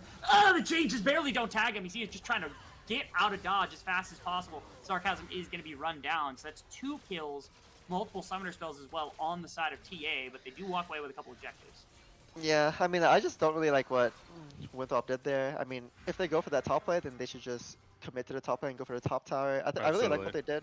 I really like what they did though. Like they just completely gave like dragon control and just like went for a top play, just catching out Kachu, playing on his aggressive style. But them like TPing bot and just like using flashes on something, like using flash on Kindred there on Varus was really bad in my opinion. Like they should, unless they get like a tower off of it, then like he should not flash there. But Our observer. oh my god, no, the chicken. You're griefing. Chicken. It's fine. I think with the new jungle rules, it just goes away, so it's just a lost raptor. Wait, really? Yeah. The new jungle rules, if you're away from the camp or if you've killed the main portion of the camp, 20 seconds later, everything else goes away. Oh my god. Yeah. Yeah, it's a good change. I like that change. Yeah. I played this game a lot, and I did not know that. Yeah. It was a little bit less heralded of a play because there were a lot of other things. It's gone. See, there it is. Look at that. Look. Smurfing production. Let's go. Popping off. Let's go. We had the best observers. We love that. Yeah, I like the point you made about Winthrop kind of throwing the top lane play. As on the flip side, TA had a really good play on that one. Doing essentially the opposite, dropping Rift Herald in the mid lane, using that pressure. Hit the tower! Sorry. No, you're good. Coverage from Sarcasm. Should be the dive here. Nope. They got more. They got 3 people. The tower. 3v3. These guys are. I can't say that word. They are not an aggressive team. Not an aggressive team. Not an aggressive team. Oh, you've avoided that one thus far. I can feel it coming though. No, it will never come. It will never come. Okay, all right, cool. All right. No one's stopping you. I just wanted you to know. There's a large amount of wards around this like blue quadrant here from Winthrop as well. They could set up this topside play. They could set up for Baron when the time comes, like pretty quick. They don't really have the. And they have enough damage for it if it's really open from the side of TA. But like the amount of control they've got, I'm not gonna harp on it too heavily because I think Jito hit them hard enough. But yeah, it felt like that top dive was something they easily could have gone for. Noobs they are. It's okay. There's a reason your team's already qualified, right, Jito? Oh no. Don't speak too soon. We're gonna. My bad. I'm just gonna say it now. We're losing to. Wait, who are we playing tomorrow? I forget. Gee. Oh, dude. Flame. Wait, no, wait. Rand check. Wait, fuck. Rand check. Keep going. I can't curse. I can't do it. Whatever. The only way out is through. Cozy potentially getting dove up under here. He should be safe enough though. He's full health. He's a tank, right? Yeah. Right. Yeah. He's gonna be fine. Perfectly fine. Nothing crazy. Still haven't been able to break that top tower. And the longer this game goes, again, the stronger that Zev gets, the stronger that Kindred gets, the stronger that you're gonna have a lot of these people. The higher the one-shot potential from Kachu. No, you're getting the Orna. Are you really that stressed about this? It's Porsche's team. I forget his team though. St. Trevor? St. Trevor. Yes, that's the name. Yeah, USC. There you go. There we go. You just ran checked St. Trevor real hard, so I hope you appreciate it. I'm sorry. They shouldn't have been a bunch of randoms, right, Jito? True, dude. Kenji, play some wards, man. Oh man. What is his ward score? 49. That's got to be bugged. Yeah, it's pretty low for both of them. Like they should have a lot higher. Yeah. Oh, they're starting it. Okay, yeah. like a man. They've had the setup here for like 30 minutes, or like 10 minutes. So we'll see if they read it, because Dragon's coming up, and I do wonder if TA, like, they have to know. There's the blue ward. Okay, so they do understand it's coming. Ornn is gonna be here as well, so you pop the Ornn ultimate to try to knock them off of it. Oh, here we go. Big fight. Ultimate comes through. Flash burnt. Make sure they have to leave. That was a bold take it over. call. Here we go. Kachu! Trying to close distance. Can't find the bubble onto anybody. They're going to turn. Ultimate's not going to be available. Ultimate from Lulu also burnt right there. There's more through damage. They're going to find a knock-up on a Frost Force, but there's nobody really to continue. Still, Winthrop gets really aggressive, finally making something really bold happen, and while it does not work out for them, it's going to lead to a Dragon coming through from TA, so they're going to be on Soul Point now. Not the time. Not the time to make this play happen.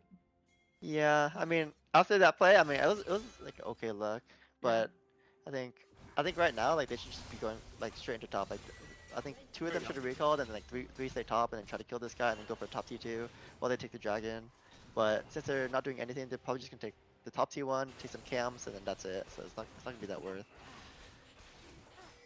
Yeah, not super worth. This is gonna be the 3rd Dragon here for TA. The Dragon stacking coming in clutch for him, and get a little Dragon Soul here in about 5 minutes.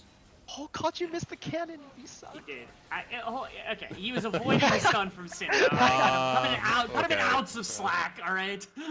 It's cannon or death, and he decided not to die. I can appreciate that. No, he's my goat. He's my goat. So it's okay. Both True. of the mid laners are your goat. I've heard you mention Ivano and Kachu both as being your goat. Well, Ivano if he's on Tristana, but He is the goat, true. definitely Kachu my goat.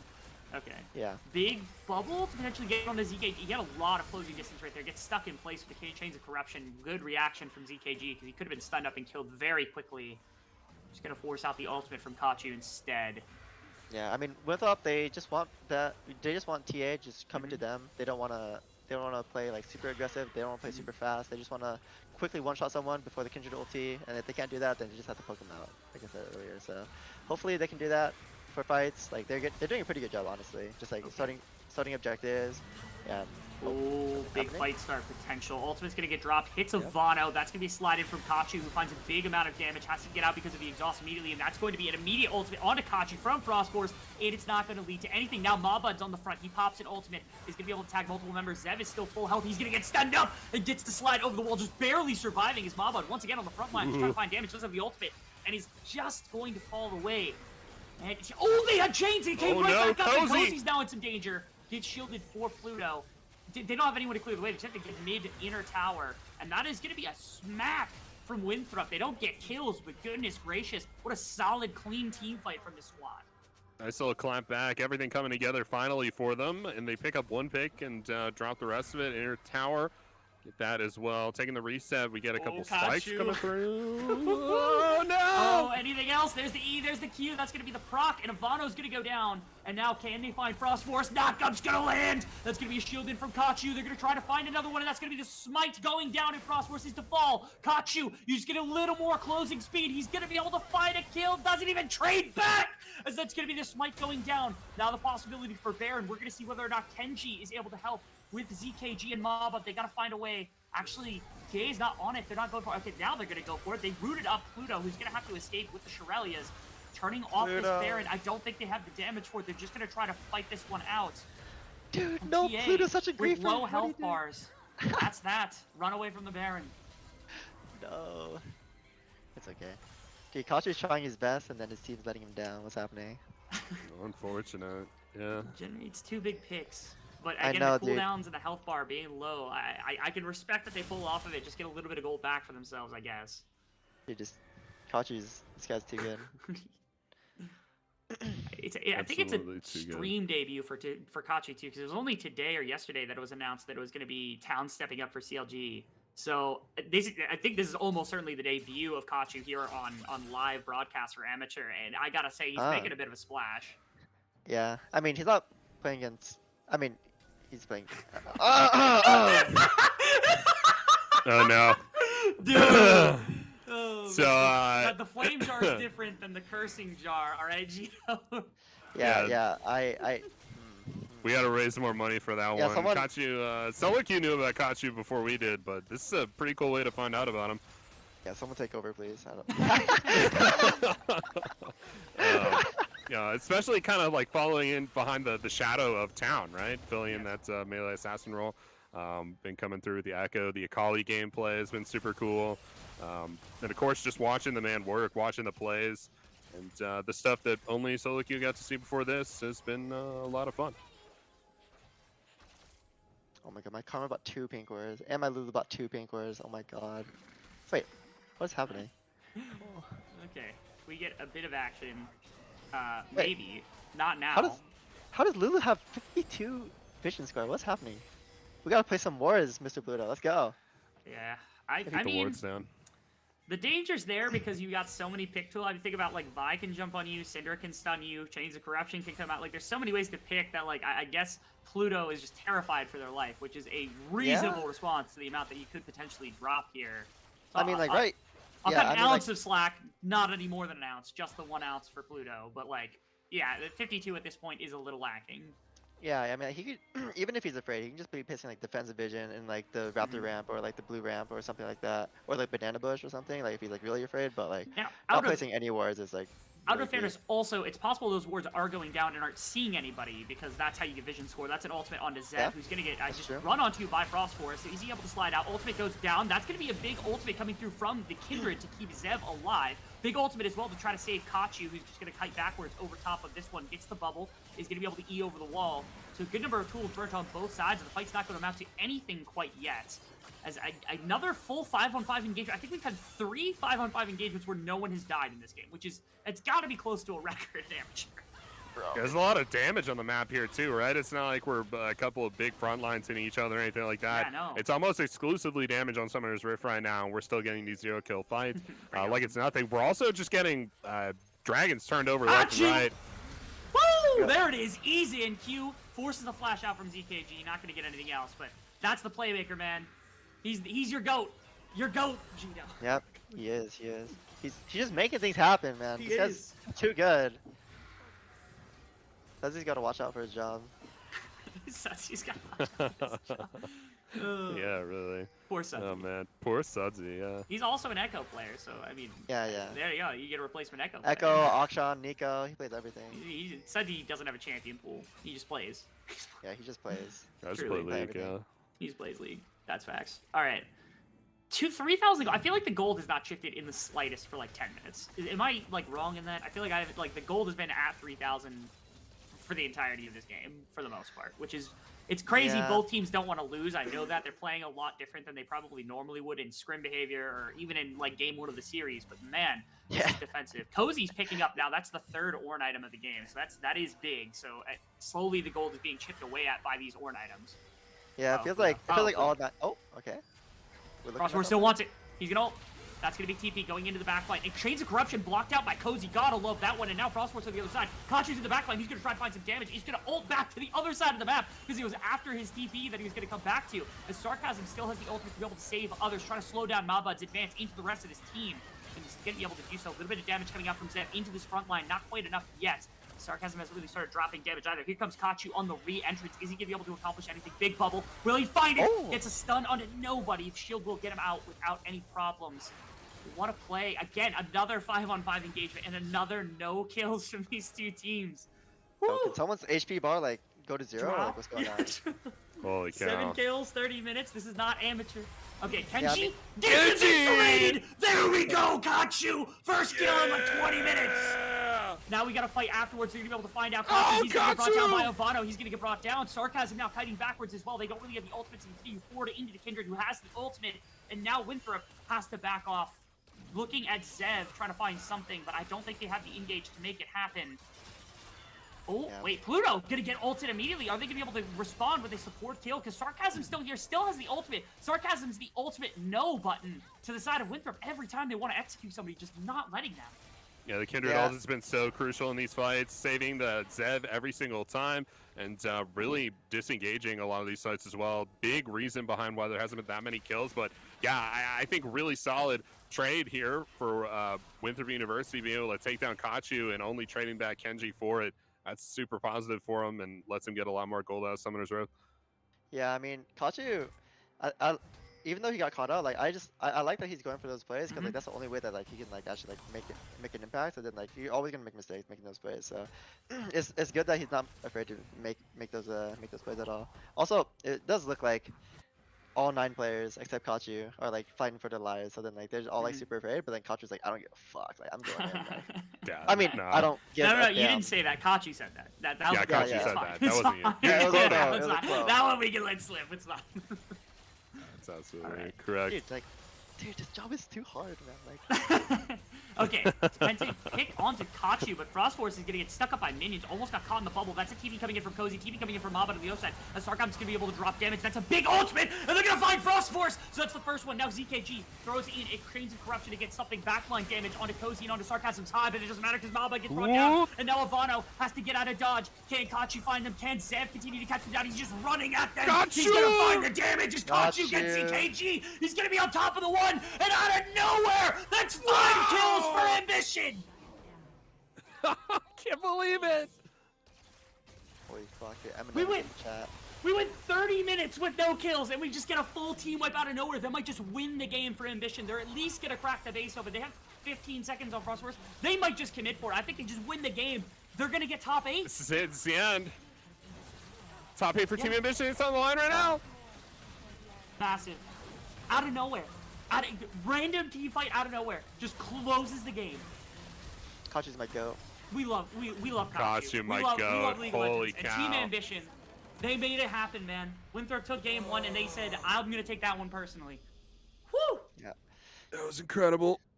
I've Yeah. never seen anything like that. The best echo gameplay. Holy moly. Yeah, at the end of the game there, TA takes it and pretty sweet game. I think Winthrop did a lot better in this series than the last time they met, so definitely a lot of growth as a team, something to be proud of. And yeah, definitely something you can talk up there as a coach and as support staff for this team. Hey, we made progress, and at the end of the day, that's all you can really hope for. Yeah, I mean, Kachu and Zev, like Zev not being on like Ziggs or Sivir, like he played really really well. I was actually impressed. Like I did not expect him to play very well, but then like he actually played really well on the Zeri like last game. Like we didn't really talk much because we were just like jerking off Kachu. I mean, we were just talking about Kachu. We were. That's fair.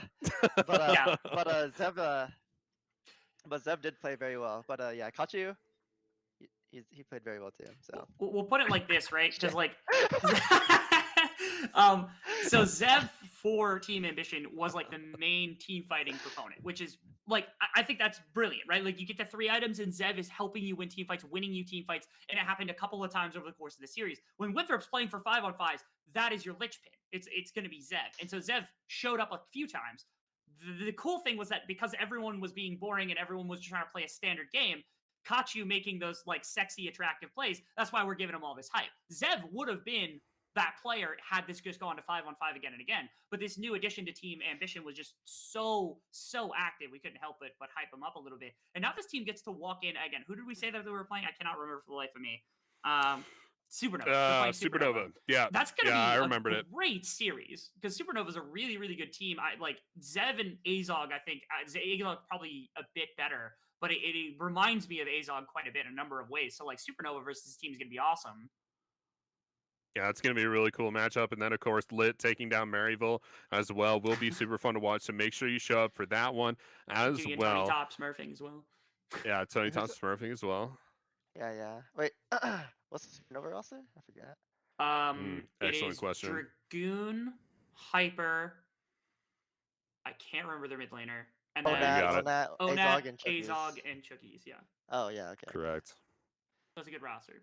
It's going to be a fun game. Again, this was exciting nonetheless from Ambition, no matter what the circumstance. And again, Winthrop, props to them. They came out in game 1 swinging with a composition. And again, I just think it was Team Ambition said, we're not going to let you play your style of game by just taking these big 5-on-5 fights and playing a neutral objective focused game. They just sped things up really fast. Yeah.